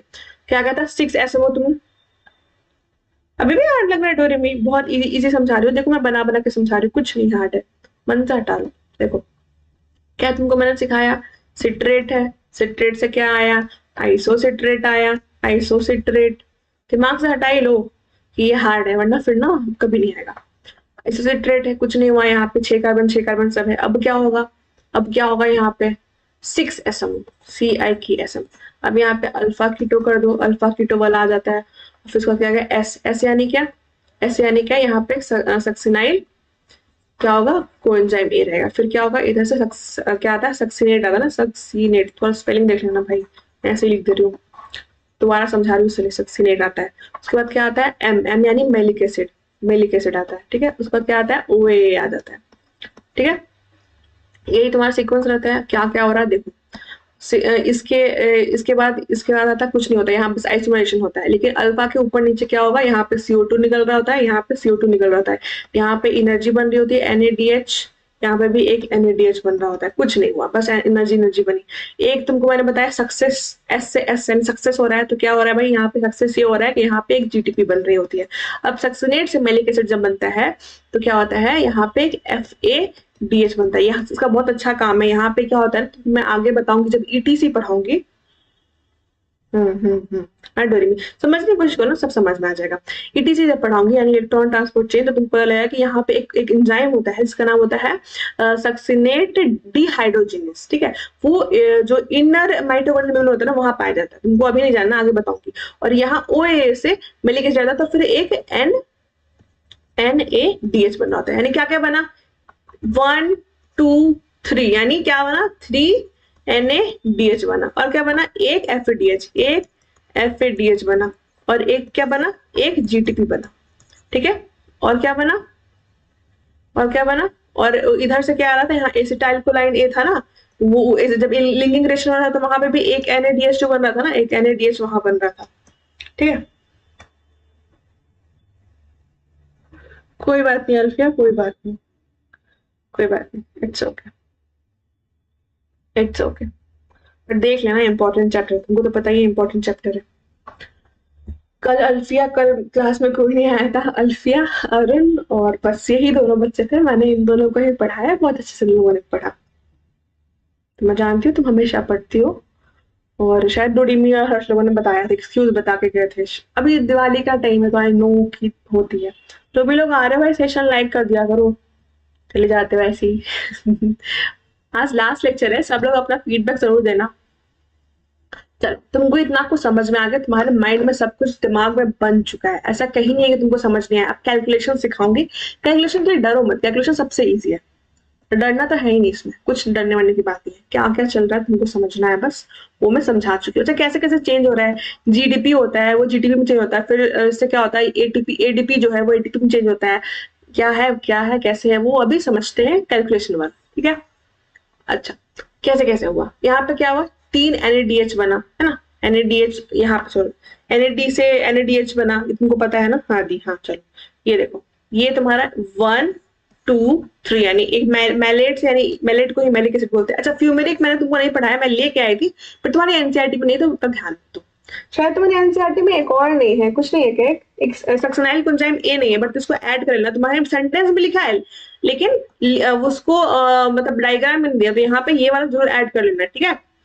अच्छा, ये देखो क्या मैंने बोला कि 1 2 3, यानी 3 NADH, हाँ 3 NADH, 3 NADH, 1 FADH and 1 ATP, है ना। तो कैसे कैसे कैलकुलेशन उसका होगा, 3 NADH यानी बताओ क्या होगा, 1 NADH से तीन होता है, तो 3 NADH से कितना होगा, मुझे बताओ। 1 NADH से 3 ATP बनती है, तो 3 NADH से 9 ATP बनेगी। फिर FADH यानी 1 FADH से कितनी बनेगी, 2 ATP बनेगी, 1 FADH ना, 2 ATP बनेगी, और 1 ATP तुम्हारे पास पहले से ही है ना। तो कितना हुआ, गिनो ना, 9 10 और टोटल कितना हुआ, 12 ATP। 12 ATP हुआ, 12 ATP बनी, हाँ हाँ जल्दी बिल्कुल, 12 ATP बनी। कौन कैसे कैसे, 9 ATP ऑफ, 9 ATP किसका हुआ, NADH का, और ये 2 ATP है, ये किसका हुआ, FADH का, और 1 ATP GDP, जो GDP से कन्वर्ट हुआ है, तो कितना हुआ टोटल, 12 ATP बना, किसमें, क्रेब्स साइकिल में। लेकिन तुमको ये भी पता है कि फिर तुमको पता है ना कि तुम जब ऊपर देखते हो, जब एसिटाइल कोलाइन ए होता है, तब भी तो वहां पे भी तो क्या आता है, एक NADH आता है ना, एक NADH, मुझे बताओ, एक NADH वहां पे भी तो बनता है, जब तुमको लिंकिंग स्टेप पढ़ाया था। तो इसमें कितना हुआ, तो यानी एक NADH बनता है, यानी कितना, 3 ATP बनता है, तो यानी 12 यहां से बना, और 3 यहाँ बना, तो कितना हुआ, फिर कितना हुआ, 5 ATP बना। समझ रहे हो ना, क्रेब्स साइकिल में पूछा तो इतना ही बताना है, लेकिन लिंकिंग स्टेप का अगर टोटल मिला के हम लोग कर रहे हैं, तो कितना हुआ, ये कितना हुआ, ये टोटल तुम्हारा 12 हुआ। एक लिंकिंग स्टेप में एक NADH बनता है, तो कितना, एक NADH यानी 3 ATP, यानी ये 12 और 12 और 3 ऐड कर देंगे, और कितना हुआ, 15 ATP। और मैंने बोला सबको डबल करना है, क्या करना है, सबको डबल करना है, क्योंकि हम लोग क्या कर रहे थे, एक पैरावेट देख रहे थे, एक पैरावेट का देख रहे थे, सब कुछ कितना हुआ, एक पैरावेट से जो एसिटाइलकोलाइन बना है वो देख रहे थे। लेकिन हमने जब ग्लाइकोलाइसिस की थी तो हमारा 2 मॉलिक्यूल बना था, तो क्या हुआ, 15 × 2 यानी टोटल 30 ATP बना, है ना। और तुमको पता है एक ग्लूकोज से 38 ATP निकलता है, हमारा 8 ATP कहाँ बना, ग्लाइकोलाइसिस में बना। वो कैसे बना, वो भी बताती हूँ, देखो समझ में आया, कैलकुलेशन समझ में आया, क्रेब्स का सारा कैलकुलेशन समझ में आ गया। अब देखो ये वाला जो तुमको एक बार कंफ्यूजन हुआ था, शायद मैं भी थोड़ा कंफ्यूज होकर कुछ गलत बोल दिया था, अब एक बार सुन लो फिर से। कौन सा, 2 NADH बना था, कहाँ पे बना था 2 NADH, हम्म, ओके ओके, समझ में आना ना सब, एक आ रहा है ना, तो जितने लोग हो सब एक बार थम्स अप करो, और जो भी है सब अपना सेशन लाइक कर दो।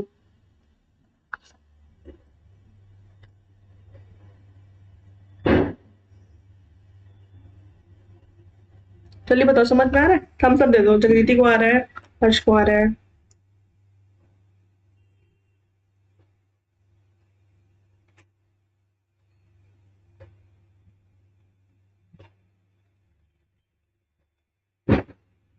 हम्म, चलो ओके, चलो अब समझा रही हूँ इसका एटीपी का क्या हुआ था। देखिए, तुमको मैंने सिखाया था कि हमारे ऊपर में क्या हो रहा होता है।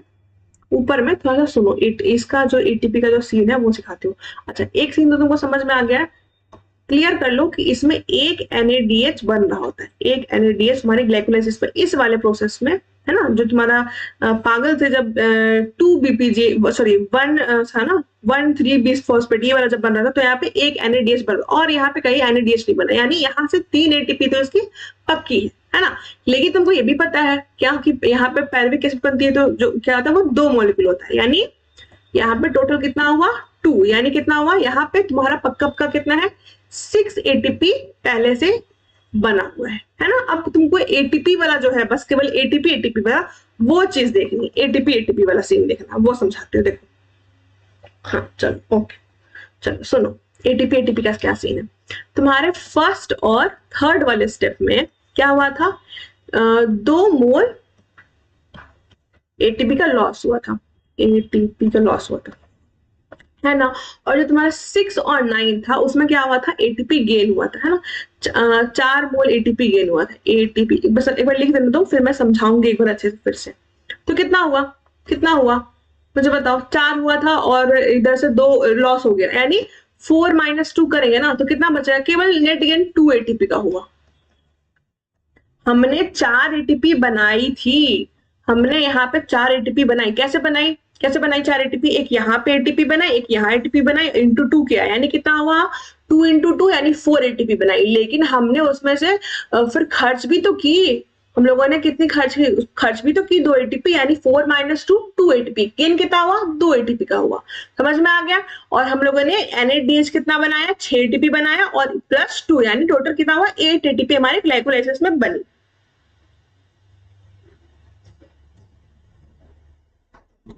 कोई बात नहीं अनिश, कोई बात नहीं, but I need all of your feedback.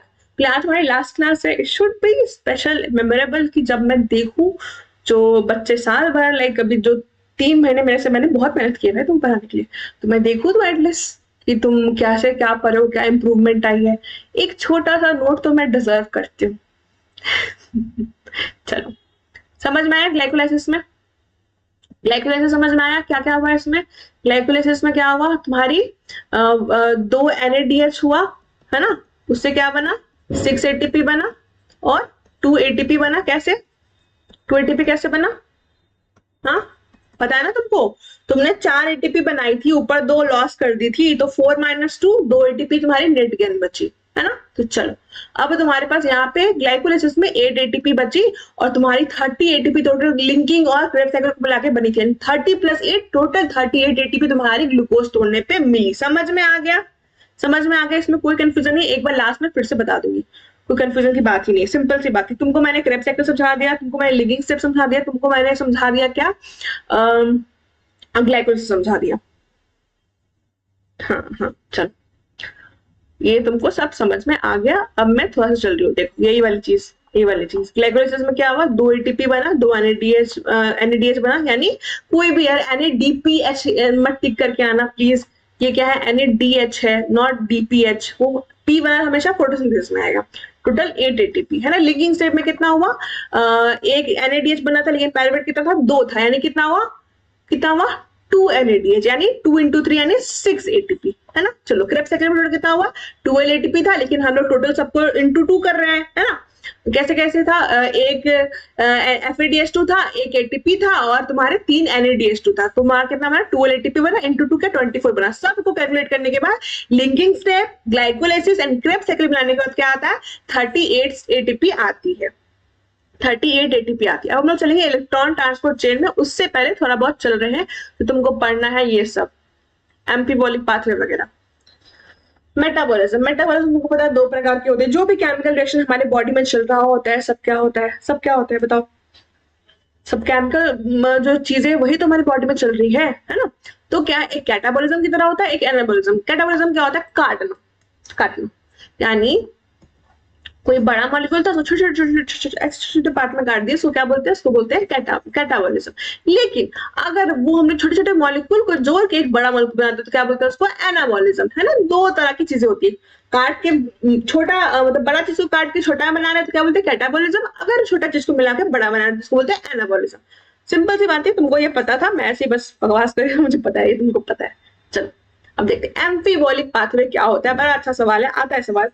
तो एम्फीबॉलिक पाथवे वही होता है जिसमें कैटाबॉलिज्म और एनाबॉलिज्म दोनों हो, यानी काट के भी छोटा बनाए और बड़ा जो है उसको भी, समझ रहे हो, तो छोटे छोटे से भी बड़ा बनाए। यही दोनों क्या, कैटाबॉलिज्म भी होता है उसमें, और एम्फी का मतलब भी होता है एम्फीबियन, यानी टेरेस्ट्रियल में भी रहने वाला, पानी में भी रहने वाला, यानी डुअल नेचर दिखाने वाला।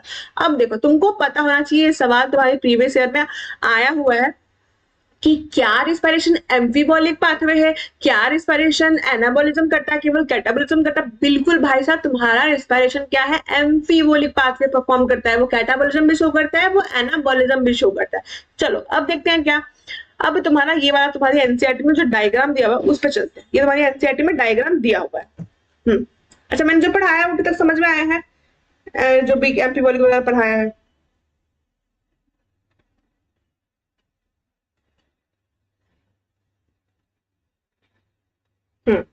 चलो ठीक है, चलो समझ में आ गया।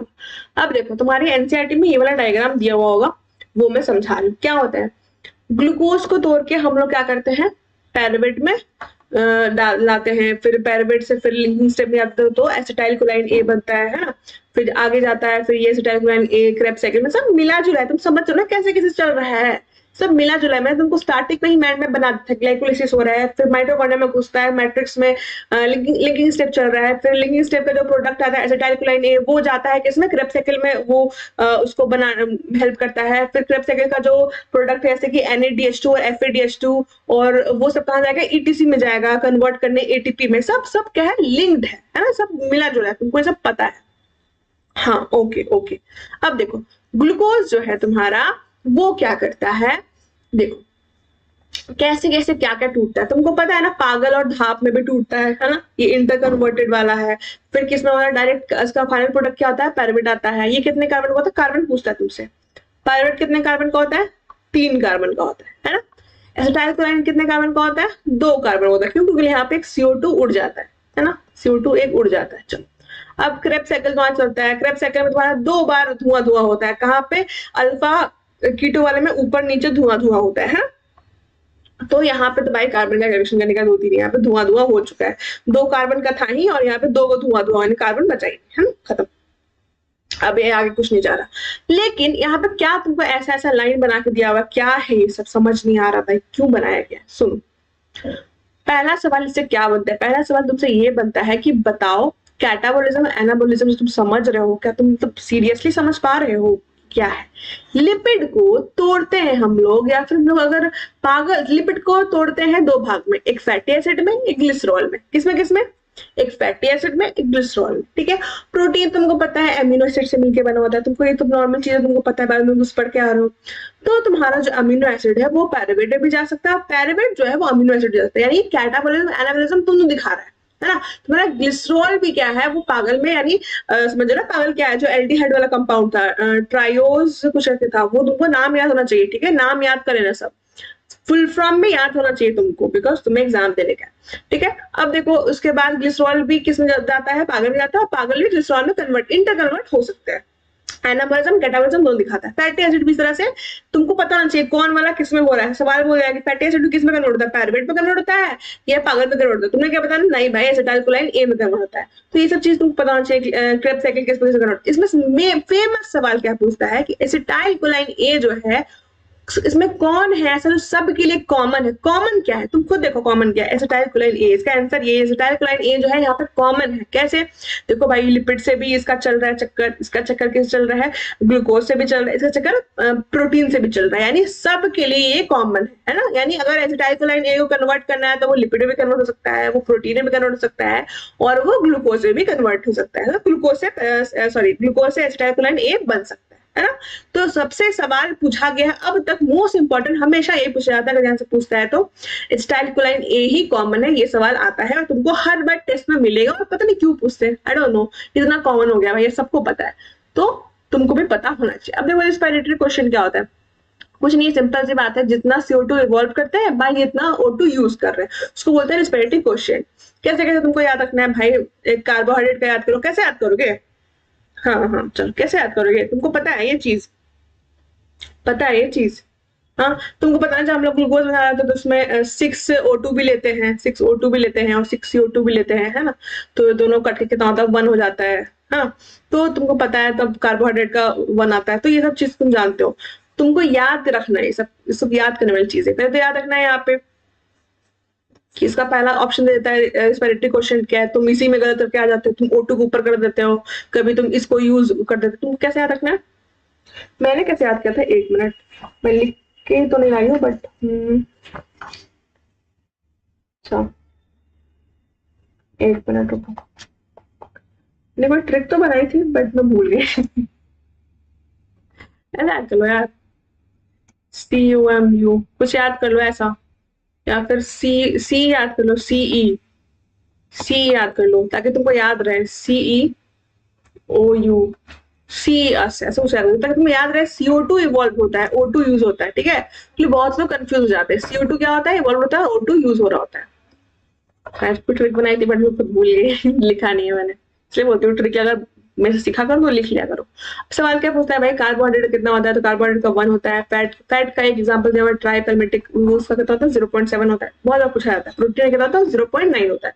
तो मैं तो ऐसा याद करती हूँ प्रोटीन का, ये ऐसा बनाते तो ऐसा बनता है ना, तो इसको मैं ऐसे बनाती हूँ भाई, ये भी 9 जैसा बन जाता है। प्रोटीन भी ऐसा P ऐसे लिखते हो, 9 ऐसा उल्ट, प्रोटीन ऐसे लिखते हैं, 9 ऐसे लिखते हैं, ऐसे मैंने बना दिया। तो मुझे याद आता है 0.9 वाला प्रोटीन क्या है। फिर कंफ्यूज हो जाता है कि फैट का 0.7 था कि 0.9 था, तो मैं प्रोटीन का याद कर लिया है ऐसे ऐसे, तो मुझे फैट का अपने आप याद आ जाता है, और कार्बोहाइड्रेट तो 1 है। अच्छा, एक मैलिक एसिड का पूछता है, तो मैलिक एसिड का तुम्हारी एनसीईआरटी में है नहीं, पर जान लो। मैलिक एसिड, सॉरी मैलिक नहीं, sorry oxalic acid, my bad, oxalic acid क्या होता है उसका रिस्पिरेटरी क्वेश्चन? 4 होता है, 4।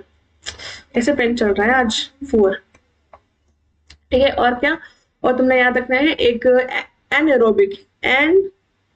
एनएरोबिक रिस्पिरेशन, उसका क्या होता है, CO2/O2 करते हैं, और यहाँ पे O2 क्या होता है, इन्फिनिटी हो जाती है, तो उसका आंसर क्या आता है, इन्फिनिटी आता है, सॉरी O2 0 हो जाती है। तो पता ना एनारोबिक में ऑक्सीजन नहीं होता है, तो वही, तो यहाँ पे क्या होता है, इन्फिनिटी होती है। तो ये दोनों तुमको याद रखना है, एक्स्ट्रा में अगर मन हो तो याद करना, नहीं मन तो मत याद करना। चलो अब चलते हैं हम लोग फर्मेंटेशन पे। फर्मेंटेशन क्या होता है कि तुमने देखा ग्लाइकोलाइसिस हुई, अब उसके बाद क्या फेट है, क्या उसका भाग है, जो पैरविक एसिड का है ना, जो ये जो पैरवेट है उसका क्या भाग है आगे जाके।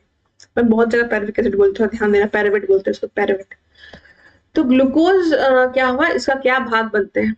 अच्छा, यहाँ पे एक 2NAD भी हो रहा था, याद रखना। वो बस अभी ATP का ही काम है इसलिए मैंने लिख दिया। चलो, 2 तरह का होता है, एक एल्कोहलिक फर्मेंटेशन और एक लैक्टिक। अभी रिसेंट 2 साल पहले यहाँ से सवाल बना है, तो यहाँ से एक बार और सवाल आने के चांसेस है, ऐसा नहीं कि चांसेस नहीं, चांसेस है, आ सकता है, तो ध्यान देकर सुन लो।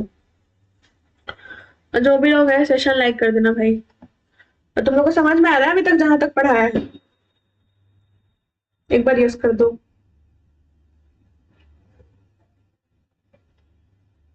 आ रहा है समझ?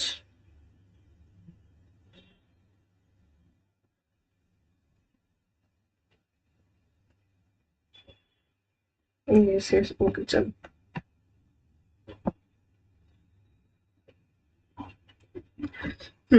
तो मैंने क्या बोला, फर्मेंटेशन 2 प्रकार की होती है। ओके, फर्मेंटेशन 2 प्रकार की होती है, एल्कोहलिक, एक लैक्टिक एसिड। लैक्टिक एसिड क्या होता है, तुमको पता है, तुम्हारे बॉडी में लैक्टिक एसिड बन जाता है जब काफी ज्यादा दर्द वर्द होता है, थकान हो जाता है, लैक्टिक एसिड बन जाता है ना, एनारोबिक रिस्पिरेशन कंडीशन में, जब अच्छे से ऑक्सीजन नहीं मिल रहा होता है तब बनता है ये सब चीजें। तो देखो, पैरवेट बनने के बाद उसका क्या भाग है वो हम लोग को देखना है। और इसमें तुम्हें सवाल बना था तो यही पूछा था कि इसकी कितनी ATP नेट गेन है, तुमको याद रखना है 2 है। अभी मैं कैसे है क्या है मैं बताऊंगी, ठीक है? चलो चलो चलो चलो, 1 मिनट पानी पीना था लेकिन छोड़ो, चलो ऐसे ही चलते। ये देखो, तो तुम्हारा पैरावेट बना, उससे क्या होगा, या तो वो क्या करेगा, एल्कोहलिक फर्मेंटेशन करेगा, नहीं ये इथेनॉल बनाएगा, C2H5OH क्या है, इथेनॉल है, और क्या करेगा, CO2 को रिलीज करेगा, हाँ। और अब अगर लैक्टिक एसिड बना रहा है तो यहाँ क्या करेगा, ये लैक्टिक लैक्टिक एसिड का फर्मेंटेशन होता है, क्या बनेगा, लैक्टिक एसिड बनेगा। यहाँ सवाल कैसे बनता है कि कहाँ पे CO2 का रिलीज हो रहा है, कहाँ पे नहीं हो रहा है। तुमको याद रखना है CO2 का रिलीज जो है लॉस लैक्टिक एसिड में नहीं हो रहा होता है, किसमें हो रहा होता है, एल्कोहलिक फर्मेंटेशन में होता है। लैक्टिक एसिड फर्मेंटेशन में CO2 का कुछ रोल नहीं है, याद रखना है तुमको, ये सवाल आया हुआ है और आने की संभावना भी है। ठीक है, इसका एग्जाम्पल है क्या, ईस्ट बैक्टीरिया वगैरह, ईस्ट बैक्टीरिया, तुमको पता नहीं इससे अल्कोहल वगैरह भी बनता है।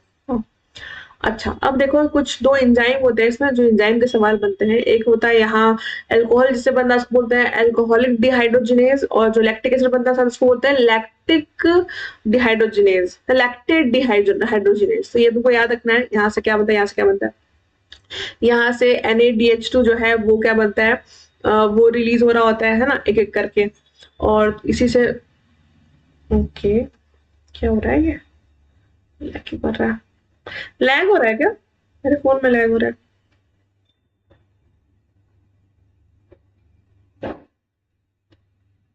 लैग हो रहा है क्या, मुझे बता दो।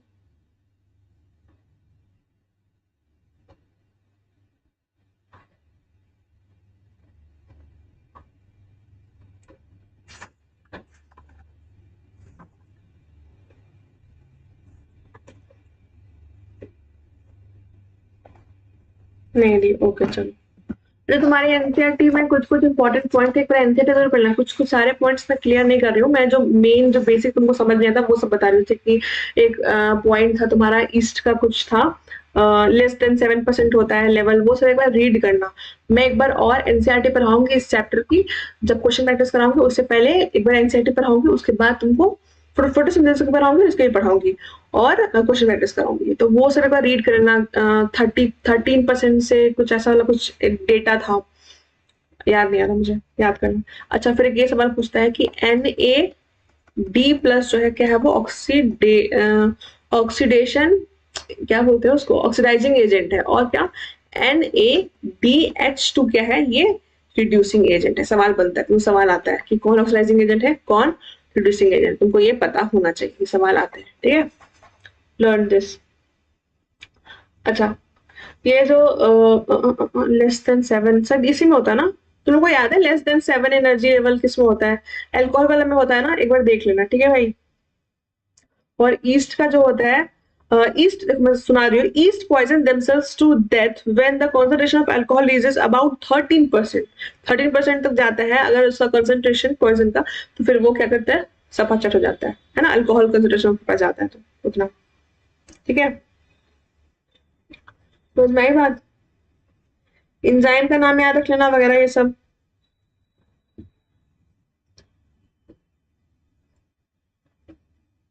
ओके ओके चलो, और 2 ATP का इसमें होता है नेट प्रोडक्शन, ये याद रख लेना, याद रखने वाली चीज है। चलिए अब हम लोग चलते हैं, हम लोग के लास्ट टॉपिक बचा है क्या, ETC। तुम्हारा दिमाग में जो मेन जो माइंड मैप नहीं है, वो माइंड मैप जो था ना वो तुम्हारा नहीं बना हुआ था, मैंने सब बनाया। पहले तुमको क्या याद रखना है कि 5 कॉम्प्लेक्स होते हैं इसमें, 5 कॉम्प्लेक्स, एक NaDH डिहाइड्रोजनेज, एक सक्सिनेट डिहाइड्रोजनेज, एक cytochrome BC1, cytochrome C oxidase और ATP सिंथेस। डोंट वरी, सारे के नाम भी याद हो जाएंगे। कोशिश करोगे ना, सोच के चलोगे कि भाई नहीं होगा तो फिर नहीं होगा, लेकिन अगर कोशिश करोगे कि मुझे याद हो जाएगा, मैम पढ़ा रही है, कोशिश कर रही है, तो तुमको याद हो जाएगा। चलो अब चलते हैं। ये तुम्हारा है, बहुत कॉम्प्लिकेटेड लग रहा है, इससे नहीं पढ़ूंगी, पहले मैं खुद बना के दिखा रही हूँ, उससे पढ़ाऊंगी। ठीक है, क्या क्या चीजें हैं, चलो सुनते चलो। स्टार्ट करें ETC, ETC स्टार्ट करें। तुम्हारे एनसीईआरटी की डायग्राम दिखाती हूँ ETC की। ओके ओके चलो, तो एनसीईआरटी की डायग्राम भी दिखाती हूँ ताकि तुमको समझ में आए। इलेक्ट्रॉन ट्रांसफर एक बार एनसीईआरटी जरूर गो थ्रू करना, मैंने सारे पॉइंट्स नहीं क्लियर किए हैं, कुछ कुछ जो एनसीईआरटी की हिडन लाइंस, तुमको पता है कितनी हिडन लाइंस है, तो वो सब तुमको आना चाहिए, तो वो एक बार तुम पढ़ना। नहीं समझ में आएगा हमसे पूछना, हम सब बताएंगे, ऐसा नहीं कि तुमको छोड़ रहे हैं, हम सब बताएंगे। आज के लेक्चर में तुम्हारा माइंड मैप, तुमको पता है बेसिकली नोट से तुमको सब कुछ समझना है, तो मैं नोट से समझाने की कोशिश कर रही हूँ सब कुछ। चलो, ये क्या है तुम्हारा, ये तुम्हारा ETC का डायग्राम। अभी मैं इसको क्लियर करूंगी। थोड़ा बहुत तुम्हारा जो माइटोकॉन्ड्रिया बनाया था वो याद है ना, कि यहाँ पे क्रिस्टा होता है, अंदर वाली मैट्रिक्स होती है, फिर आउटर वाला जो होता है वो आउटर मेम्ब्रेन है, ये इनर मेम्ब्रेन है, इसको बोलते हैं इंटर मेम्ब्रेन स्पेस। ये तुमको सब याद है। मैं थोड़ा सा एक बार ना कि बस बता रही हूँ कि हाँ तुमको याद है कि नहीं, ऐसे मजाक कर रही हूँ तुम्हारे साथ। चलो अब देखो, सुनो, समझो। रुको, मैं डायग्राम लेके आई थी। कहाँ गया भाई डायग्राम?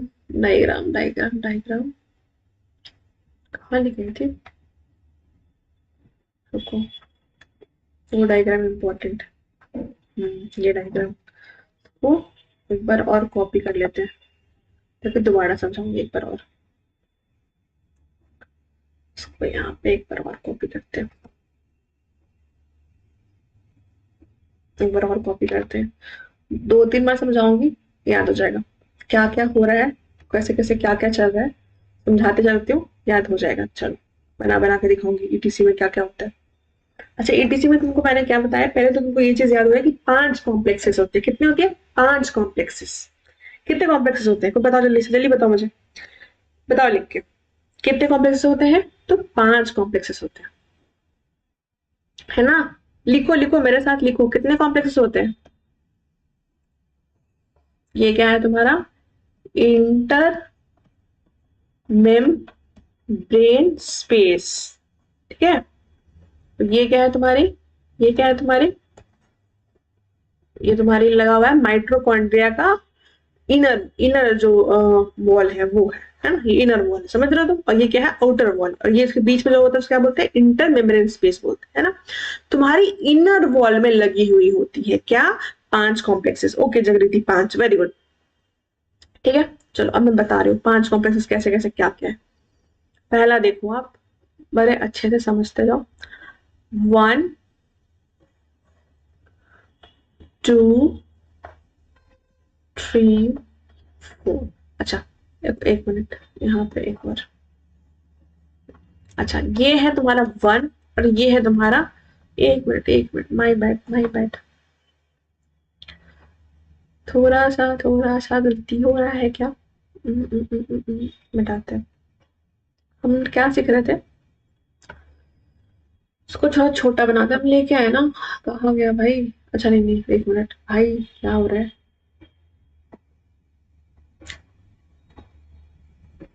अभी अभी यहाँ लिखे थे ना, ये देखो, ये तुम्हारा फर्स्ट है, ये तुम्हारा क्या है? फर्स्ट है, ये तुम्हारा क्या है? सेकंड है, और ये तुम्हारा थर्ड है। यहाँ पे ऐसे ही चलता है, ठीक है। सेकंड वाला तुम्हारा छोटू सा है, क्या है? छोटू सा है। तो मैं भी यहाँ पे भी क्या करूंगी, इसको थोड़ा छोटा बनाऊंगी। किसको? इस वाले को थोड़ा छोटा बनाती हूँ, ठीक है, थोड़ा छोटा बना रही हूँ। और ये तुम्हारा क्या है? थर्ड नंबर है। तुमको याद रखना है, पहला ये फर्स्ट है, ये तुम्हारा सेकंड है, और ये तुम्हारा थर्ड है। तुम्हारी एनसीईआरटी में ऐसा ही डायग्राम और ऐसा ही होता भी है। समझ में आया कैसे कैसे चल रहा है?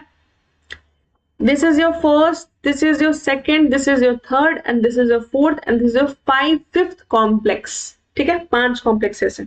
सबके आंसर्स नहीं आए कितने कॉम्प्लेक्स होते हैं, बस जगरीति क्या है, बस उसी को समझ में आ रहा है, और किसी को समझ नहीं आ रहा है? Tell me, I want your answers. समझ नहीं आएगा फिर ईटीसी इससे। Electron transport chain is a very complex thing, right?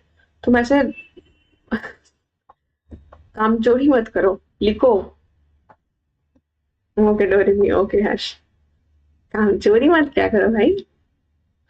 चलो, यहाँ क्या होता है, यहाँ पे हम लोग कुछ नहीं करेंगे, नॉर्मल से मैं तुमको इलेक्ट्रॉन दे रही हूँ, फिर डोरेमी इसको इलेक्ट्रॉन फेंकेगी, किसको फेंक देगी? जगरीति को, फिर वो उसको फेंकेगी, फिर ऐसे बस फेंका फेंकी कर रहे हैं लोग, ठीक है। इसको कोई फेंक रहा है, इसको फेंक रहा है, इसको फेंक रहा है, मतलब ऐसे फेंका फेंकी कर रहे हैं। कैसे कैसे क्या कर रहे हैं इलेक्ट्रॉन के साथ अब लोग देखते हैं। शांति से सुनो, एकदम विस्तार में बताने जा रही हूँ। याद होगा, कोशिश करोगे तो, नहीं करोगे सोच लोगे नहीं आता है तो नहीं होगा, ठीक है।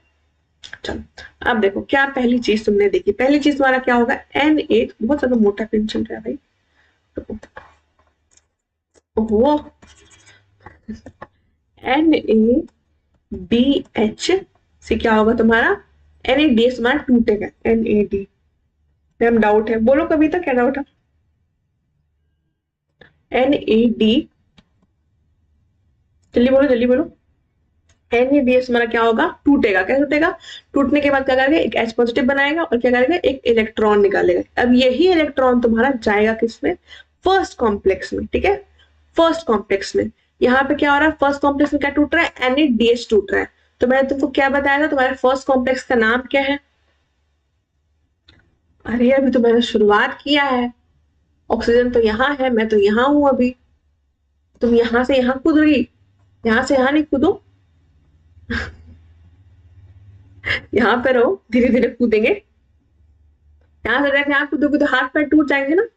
तो ठीक है, तुमको मैंने क्या बताया था, तुम्हारी फर्स्ट कॉम्प्लेक्स का नाम क्या है, NADH डिहाइड्रोजिनेज। कैसे याद रहेगा तुमको, कैसे याद रहेगा, क्योंकि मैंने तुमको ये भी बता दिया कि यहाँ पे लोग NADH तोड़ रहे हैं। NADH हम लोग क्या कर रहे हैं, तोड़ रहे हैं, और यहाँ से एक इलेक्ट्रॉन निकला, एक इलेक्ट्रॉन निकला। ये कौन सा कॉम्प्लेक्स है, NADH डिहाइड्रोजिनेज है। ठीक है, चलो कविता डोंट वरी, मैं भी बताऊंगी, नहीं समझ में आएगा दोबारा बताऊंगी, डोंट नीड टू वरी। हम एक इलेक्ट्रॉन फिर किसको दिए, FMN को दिए, किसको दिए, FMN को। फिर ये FN किसको दिया, FMN, ये इलेक्ट्रॉन FES को दिया, किसको दिया, FES।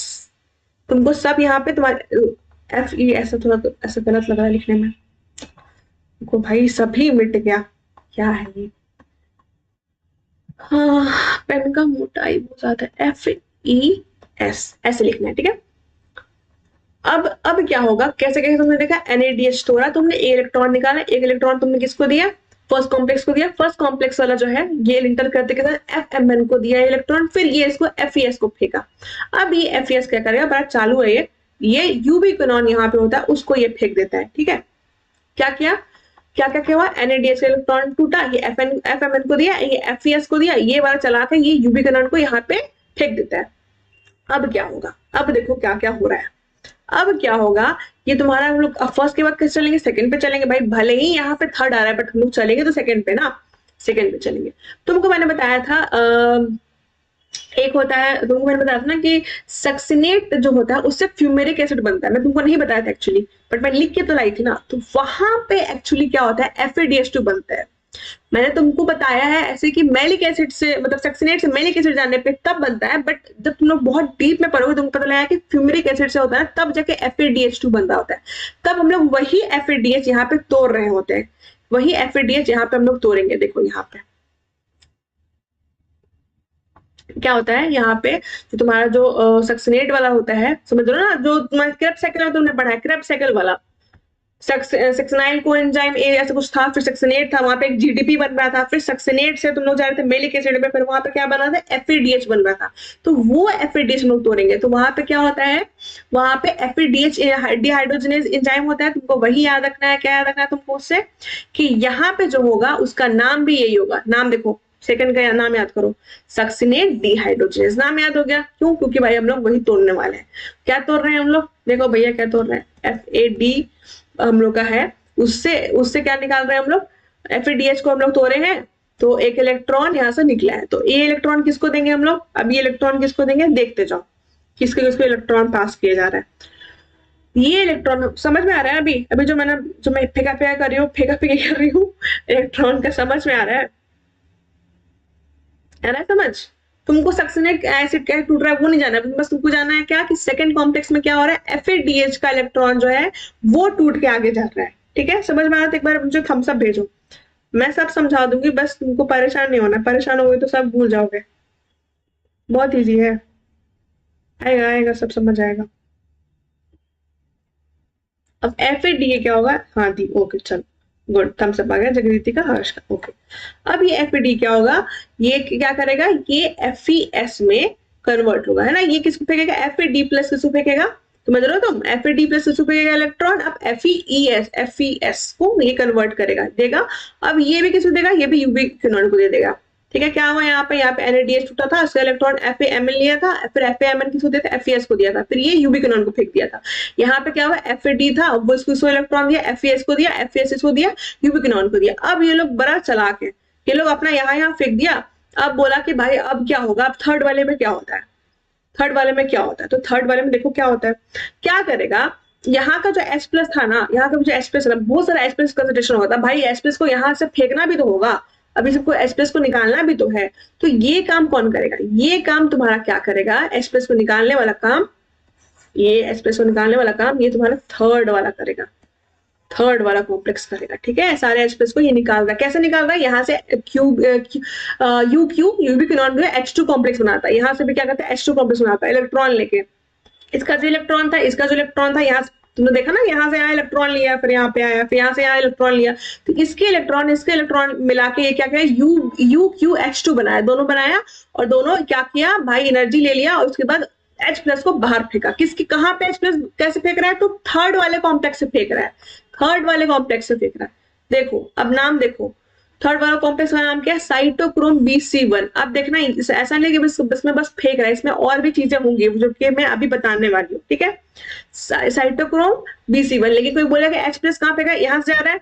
नहीं भाई, यहाँ से कहाँ बात किया हम लोग, यहाँ से बात की है। ठीक है, अभी आगे बात करेंगे तो बताऊंगी, अभी तुमको वो समझ में आ गया। अब देखो थोड़ा सा साइड से बना देते हैं इसको, ऐसे करके, यहाँ से और यहाँ से H+ गया है।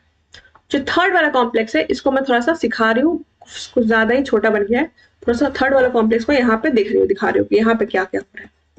मैंने क्या बोला, इसका नाम क्या है? साइटोक्रोम BC, ऐसा कुछ था ना, देखो एक बार देखो, BC1 था शायद, साइटोक्रोम BC1 था। अब देखो इसमें क्या क्या चीजें होती, ध्यान से सुनो, 2-3 बार कराऊंगा मैं, तुमने देखा ना कि मैं कॉपी पेस्ट किया 3 पिक्चर, तीनों में बना बना के दिखाऊंगा, याद हो जाएगा। क्या होगा, तुमको ऐसा लगता है बी फंसी जीवन में। ठीक है, ऐसे लगता है बी, कोई हनी बी थी, वो क्या कहाँ फंस गई? जीवन में। जीवन की जगह तुमको याद रखना है C1, बी फंसी C1 में, बी कहाँ फंसी? C1 में फंसी। तो क्या हुआ, यहाँ पे तुमने देखा 1 से भी यहाँ पे यूबिक्विनोन था, ठीक है, यहाँ से भी 2 से भी क्या था, यूबिक्विनोन था। अब तुमने यहाँ पे थर्ड वाला पढ़ना है। थर्ड वाला में क्या तुमने देखा कि थर्ड वाला में यहाँ पे ये जो यूबिक्विनोन होता है, ये यहाँ पे UbQH2 बनाता है, UbQH2 बनाता है। अब ये इलेक्ट्रॉन कैसे कैसे देता है इसको, दोनों अपना अपना इलेक्ट्रॉन दे रहे हैं, कैसे? बी फंसी C1 में, फंसी C1 में, बी यानी साइटोक्रोम बी, थोड़ा सा साइटोक्रोम बी यानी बी फंसी कहाँ पे? फंसी यानी FES, फंसी, फंसी तुमको सीक्वेंस पूछता है, बी फंसी C1 में, जैसे बोलते हैं बी फंसी जीवन में, लेकिन मैं क्या बोल रही हूँ, C1 में साइटोक्रोम C1 में फंसी। कौन फंसी? बी फंसी C1 में। इसका इतनी बार मैं क्यों बोल रही हूँ फंसी ये वो, क्योंकि इतनी बार पूछा जा चुका है इसका, इतनी बार पूछा जा चुका है इस पर सवाल प्रीवियस ईयर में, पूछूंगा इसका सीक्वेंस पूछते हैं बार बार, यहाँ पे बी करते हैं, यहाँ पे सी करते हैं, कंफ्यूज करते रहते हैं। क्यों कंफ्यूज होना है? सिंपल सी चीजें हैं, कुछ कंफ्यूज होने की जरूरत नहीं है, सिंपल सी चीजें हैं। ठीक है, अब क्या होगा, अब ये क्या करेगा, ये इसको इलेक्ट्रॉन दिया, ये इसको इलेक्ट्रॉन दिया, ऐसे सी तक इलेक्ट्रॉन आया, सब समझ रहे, सी तक इलेक्ट्रॉन हुआ आया, और फिर सब H+ सब मिलकर सब बाहर गया। तो यहाँ पे थोड़ा सा एक बार लिख देती हूँ, छोटा छोटा लिख देती हूँ, यहाँ पे इसका इलेक्ट्रॉन आया, बी कहाँ फंसी? बी फंसी यानी FES, किसमें फंसी? साइटोक्रोम C1 में फंसी। अब यहाँ पे सब अपना अलग अलग चले गए। अब देखो क्या होगा, अब तुम्हारा बात चलने वाला है किसका? कॉम्प्लेक्स नंबर 4 का। कॉम्प्लेक्स नंबर 4 के बारे में बात करें, कॉम्प्लेक्स नंबर 4 के बारे में बात करो। देखो कॉम्प्लेक्स नंबर 4 का नाम क्या है? कॉम्प्लेक्स नंबर 4 का नाम है साइटोक्रोम C ऑक्सीडेज। अब देखते हैं क्या चल रहा है इसमें, चलो बात करते हैं। चिंता मत करना, तुमको याद हो जाएगा, तुमको याद हो जाएगा, मैं करवाऊंगी, चिंता किसी बात की नहीं करनी है तुमने, चिंता क्यों करना है भाई, है ना, कराएंगे। देखो अब देखो तुमका यहाँ क्या हुआ, यहाँ पे एक बार मेरे को यस लिख दो ताकि मुझे कंफर्म हो जाए कि तुमको समझ में आ रहा है, तब मैं आगे बताऊंगी, वरना फिर से पढ़ाऊंगी, ये सारा पढ़ाऊंगी तो एक बार और ताकि याद हो जाए, बट ठीक है।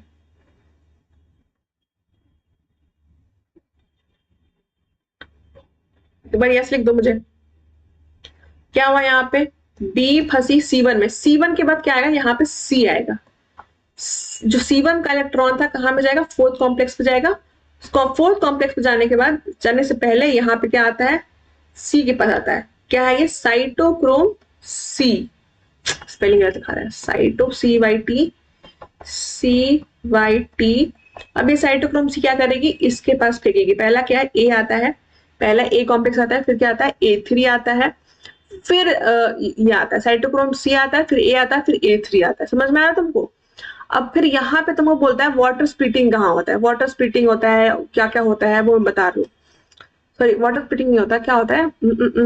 एक मिनट। इलेक्ट्रॉन जो होते हैं, यहाँ पे रुको एक मिनट, जो अभी पूछ रही थी क्या नाम था, कविता, कि ऑक्सीजन का क्या रोल है एंड ऑल, वो भी बताने जा रही हूँ, सुन। तो प्यास लग गई, यस हर्ष का आ गया, जगृति का आ गया। चलो क्या होता है, सब मिटाते हैं भाई, कुछ ज्यादा ही गंदा बन गया था।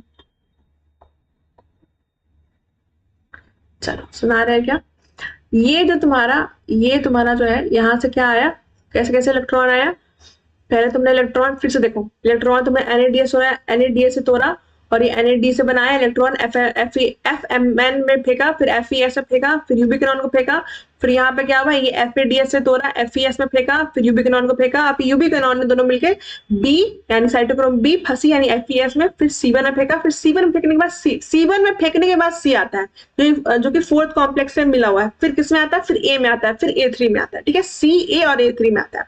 अब क्या होगा, अब मेरी बात सुनो, डोरेमी, ओके यस, अब मेरी बात ध्यान से सुनो, इस वाले कॉम्प्लेक्स का नाम क्या था, ओह माय गॉड ये क्या हो गया, ओके ओके सही हो गया, सही हो गया, चलो सबमिट ही गया था। फोर्थ वाले कॉम्प्लेक्स का नाम क्या है, साइटोक्रोम C ऑक्सीडेज, यहाँ क्या ऑक्सीडेशन, यहाँ पे ऑक्सीडेशन वाली चीजें चल रही है, तो अब मैं वो समझाने जा रही हूँ, सुनते जाओ।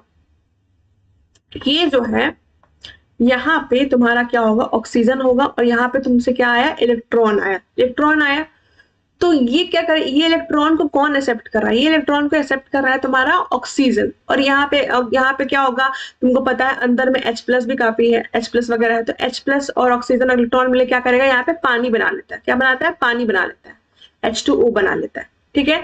यहाँ पे वही तो बोलते हैं ना कि कौन है इलेक्ट्रॉन एक्सेप्टर, तुमने क्या बताना, ऑक्सीजन बताना, वही सारी चीजें चल रही है यहाँ पे। ये जो कॉम्प्लेक्स नंबर 5th है उसका कोई बेसिकली अभी काम नहीं है, तुमको 4th तक ही पढ़ना है, आगे मैं बताऊंगी, इसमें भी इसकी ये फोफी होता है, जो मैंने जिसने मैंने पिछले लेक्चर देखी होगी उसको पता होगा, मैंने फोफी बताया था, यानी FE और FI, है ना, ये FE था और यहाँ पे ऐसे रहेगा, यहाँ पे क्या होता है, ये होता है ना ऐसे, नहीं सर ये होता फोफी, ऐसा होता है, तो लेकिन ये वाला ऊपर नीचे होता है, रुको, ऐसा होता है इसका स्ट्रक्चर,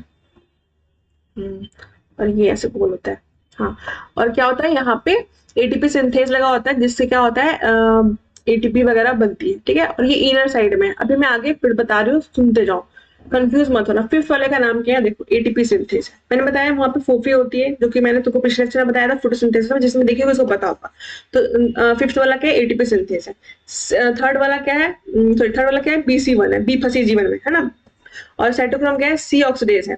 तुमको ये कॉम्प्लेक्स का नाम थोड़ा थोड़ा याद होगा, थोड़ा थोड़ा, अभी मैं एक बार और याद कराऊंगी, चिंता मत करो, क्या क्या है।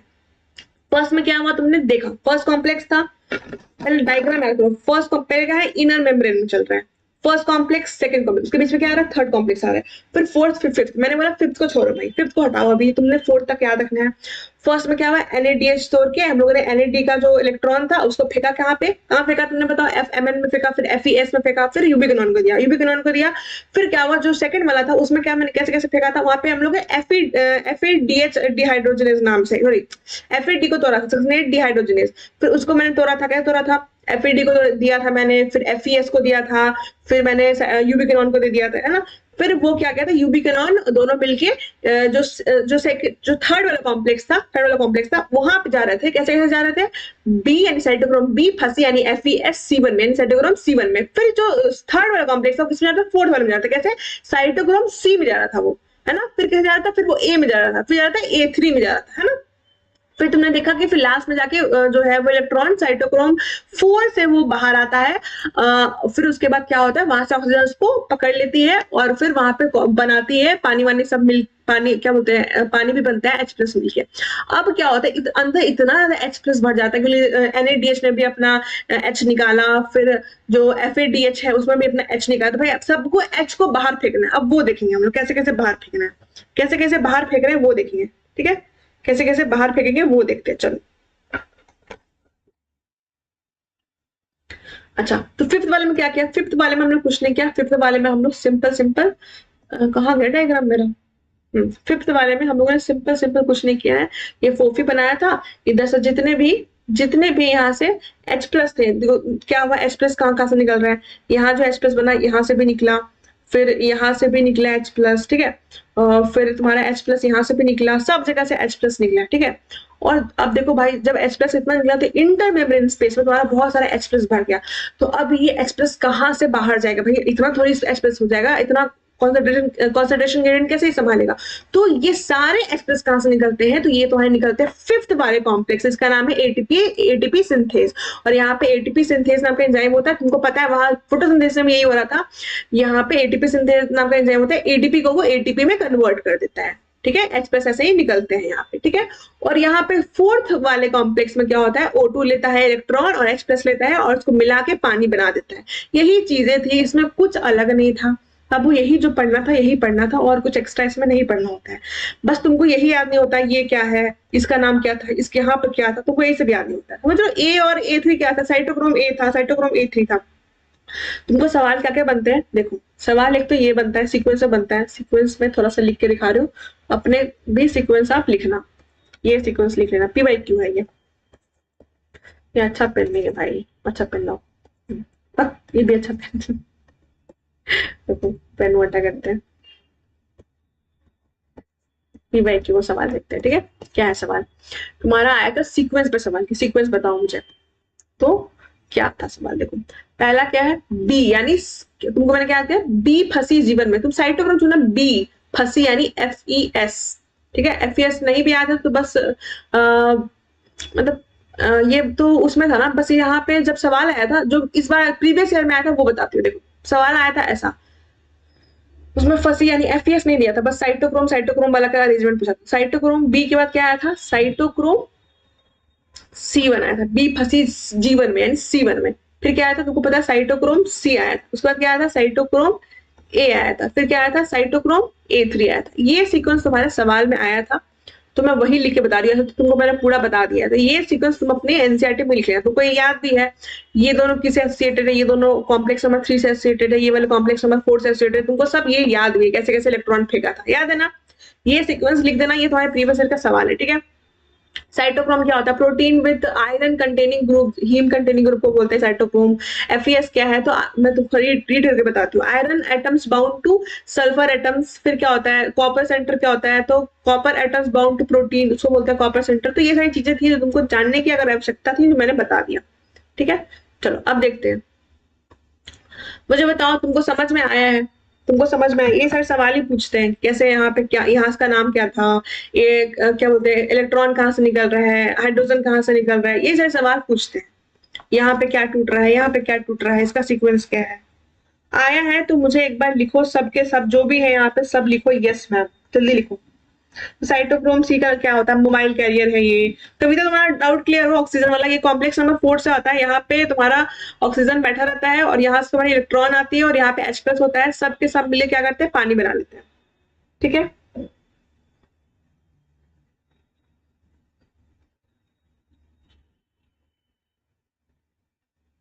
हाँ डोरेमी को समझ में आया, हाँ हाँ ओके चलो। चलो तो तुमको समझ में आ गया तो वेरी गुड। यहाँ पे ही क्या होगा तुम्हारा, सिर्फ 2 कॉपर सेंटर है ये सारे, साइटोक्रोम A और A3। तुम लोग एक बार रीड करना जो भी NCERT में दिया हुआ है, ठीक है। Oxygen act as the final hydrogen acceptor, वो पता है ना, यहाँ पे फाइनल हाइड्रोजन कौन एक्सेप्ट कर रहा है, ऑक्सीजन कर रहा है ना, इलेक्ट्रॉन भी यही एक्सेप्ट कर रहा है। तो फिर करके क्या करता है ये एक्सेप्ट करके, झाल थोड़ी बुझाता है, पानी बना लेते हैं। थोड़ी NCERT थोड़ा देख के बता रही हूँ ताकि कुछ छूटा तो नहीं है। जो भी था, मोबाइल कैरियर कौन है, तो साइटोक्रोम C है ना, तुमको ये सब पता होगा। तुमको मैंने सब पढ़ा दिया है, कुछ ऐसा नहीं पढ़ाया है। अच्छा, presence of oxygen is very vital, ये सेंटेंस बने हैं, है ना। फिर तो सब कुछ हम लोग को हाइड्रोजन हटाना भी पड़ता है, तो हम लोग हाइड्रोजन किससे हटाते हैं, एटीपी सिंथेसिस से हटा रहे होते हैं। एक बार और बना के दिखा रही हूँ, ये वाला तुम्हारा जिसे तुमको याद होने की कोशिश करो तुम, जो मैं बना के लेके, उसके बाद चैप्टर खत्म करेंगे, लेक्चर खत्म करेंगे, ठीक है। यहाँ पे बनाती हूँ, चलो यहाँ यहाँ पे बनाते हैं, यहाँ पे, ठीक है। ये तुम्हारी इनर मेम्ब्रेन है ना, इनर मेम्ब्रेन। यहाँ पे क्या हो रहा था, ये तुम्हारा क्या है, फर्स्ट कॉम्प्लेक्स, भाई साहब इतना मोटा था, रुको, ये क्या है तुम्हारा, ये फर्स्ट कॉम्प्लेक्स है, ये थर्ड कॉम्प्लेक्स, हमसे याद रखना, ये क्या है, सेकेंड कॉम्प्लेक्स है, ये 4th कॉम्प्लेक्स है और ये 5th कॉम्प्लेक्स है, ठीक है। 5th में तो कुछ नहीं हो रहा था भाई, सबका जो हाइड्रोजन है, सबका हाइड्रोजन सबका हाइड्रोजन सबका हाइड्रोजन, यहाँ पे H+H+ भर जा रहा था, H+H+H+H+H+H+ भर गया, सबका हाइड्रोजन ये सब लेके क्या कर रही थी, हमको ATP से यहाँ से जा रही थी, और इसने क्या किया था, यहाँ पे ADP था, उसको कन्वर्ट करके ATP बना लिया था, है ना। यहाँ पे बस ये हुआ था, ये FO है यानी FO है, ये F1 है, ठीक है, ये सारी चीजें थी। H+ वाला मैंने बता दिया। अब देखो क्या क्या था तुमको याद रखना है। जैसे कि पहला यहाँ क्या हुआ था, NaDH तो दिखेगा ही नहीं, दूसरा दूसरा कलर देखते हो, कौन सा कलर दिखेगा, ये दिखेगा, कौन सा कलर बनाओ, पिंक लो क्या, पिंक, चलो। NaDH जो है, NaDH जो है वो टूटा, NAD+ है, कैसे कैसे गया, FMN में गया, फिर FES में गया, फिर ये यूबिक्विनोन को गया, है ना। फिर यहाँ पे क्या हुआ, यहाँ पे टूटा तुम्हारा क्या, FAD+ सक्सिनेट डिहाइड्रोजनेज के एग्जाम में एंजाइम, फिर यहाँ पे क्या था, FES था, FES था ना यहाँ पे भी, बताओ मुझे, अपनी एनसीईआरटी में देखना तुम लोग। और ये क्या हुआ, यूबिक्विनोन था, फिर ये सब अपना इलेक्ट्रॉन एक्सेप्ट के UQH2 बनाए थे वगैरह, ये सब तुमको पता है, इलेक्ट्रॉन इलेक्ट्रॉन लिए। फिर यहाँ बी फंसी जीवन में, साइटोक्रोम बी यहाँ पहला आएगा, फिर क्या आएगा, फंसी यानी FES, फिर आएगा क्या, C1 में साइटोक्रोम C1 आएगा, फिर क्या आएगा, यहाँ पे चौथी वाली पे चल जाएगी, और यार अच्छा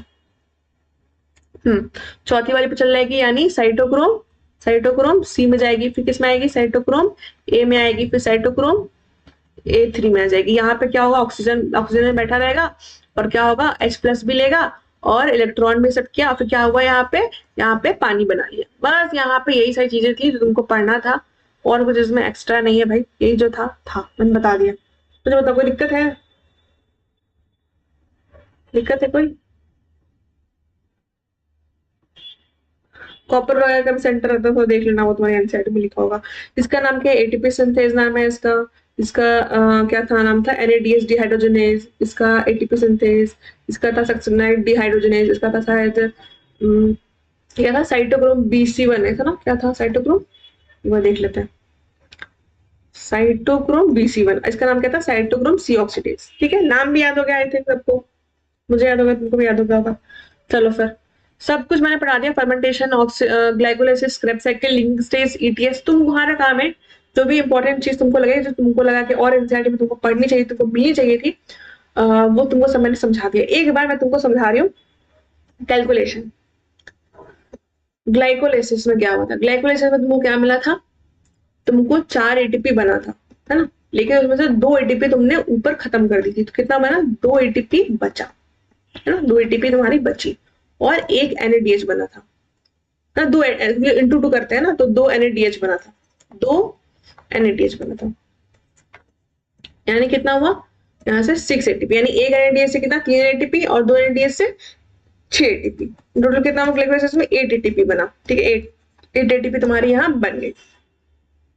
अब क्या है, लिंकिंग स्टेप में क्या हुआ था, वहां पे तुम्हारी एक ATP बनी थी, सॉरी एक NADP बनी थी, एक NADPH बनी थी, एक NADP नहीं, सॉरी H गलती बोल दिया, हम ध्यान रखना, P नहीं आता, ठीक है।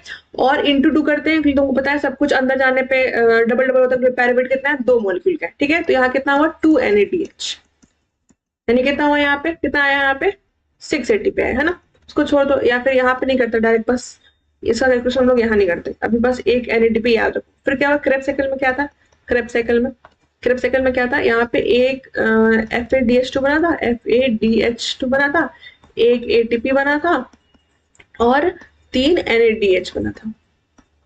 क्या क्या हुआ था इसमें से, एक FADH यानी कितना हुआ, 2 ATP, है ना, यानी इसमें 1 ATP, और ये कितना था, एक NADH से 3 ATP, यानी 3 से कितना हुआ, 9 ATP, यानी टोटल ये कितना हुआ, ये बनाया टोटल 12 ATP, ठीक है।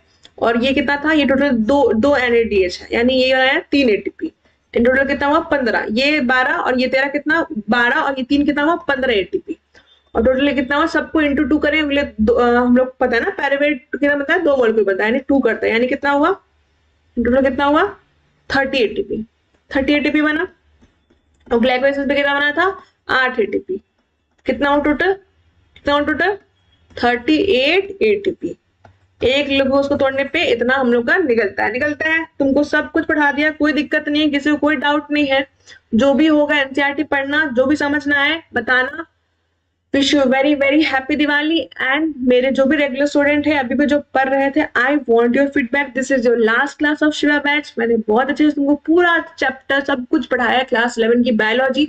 जो भी तुमको लगा तुमको नहीं समझ में आया मुझे बताना। तुम्हारी जो टेलीग्राम ग्रुप वगैरह है वहां पे तुम्हारा सॉल्यूशन मिलेगा तुमको। जो भी मेंटरशिप वाले बच्चे हैं वो भी मुझे अपना डाउट फॉर्म में भेज सकते हैं, और जो नहीं है वो खरीद सकते हैं। अभी मेरा दिवाली ऑफर चल रहा है। मेरा नाम प्राजिता सिंह है और मैंने बहुत अच्छे से तुम्हारा चैप्टर पूरा खत्म करवाया है। बायोलॉजी का सिलेबस टोटल 90-20 चैप्टर से मैंने सब खत्म कराया है।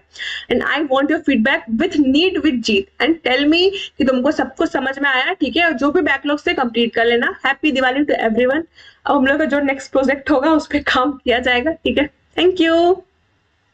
शिवा बैच तो आज हम खत्म कर रहे हैं। This is your last class of Shiva batch. आगे और भी कुछ आ सकता है फ्री में या फिर पेड, आई डोंट नो। ठीक है फिर, thank you everyone. Thank you. Bye. Happy Diwali. Enjoy your Diwali and also Chhath Puja. Happy Diwali and Chhath Puja. Festival होता है छठ में बिहार यूपी और झारखंड बहुत जगह होते हैं। तो हैप्पी दिवाली एंड छठ पूजा। सब अच्छे से घूमो, नाचो, खाओ, वॉच करो, पढ़ाई भी करो। Thank you. Give your feedback, okay. मुझे तो बहुत मजा आया भाई तुम लोगों को पढ़ाने में। चलो, थैंक यू।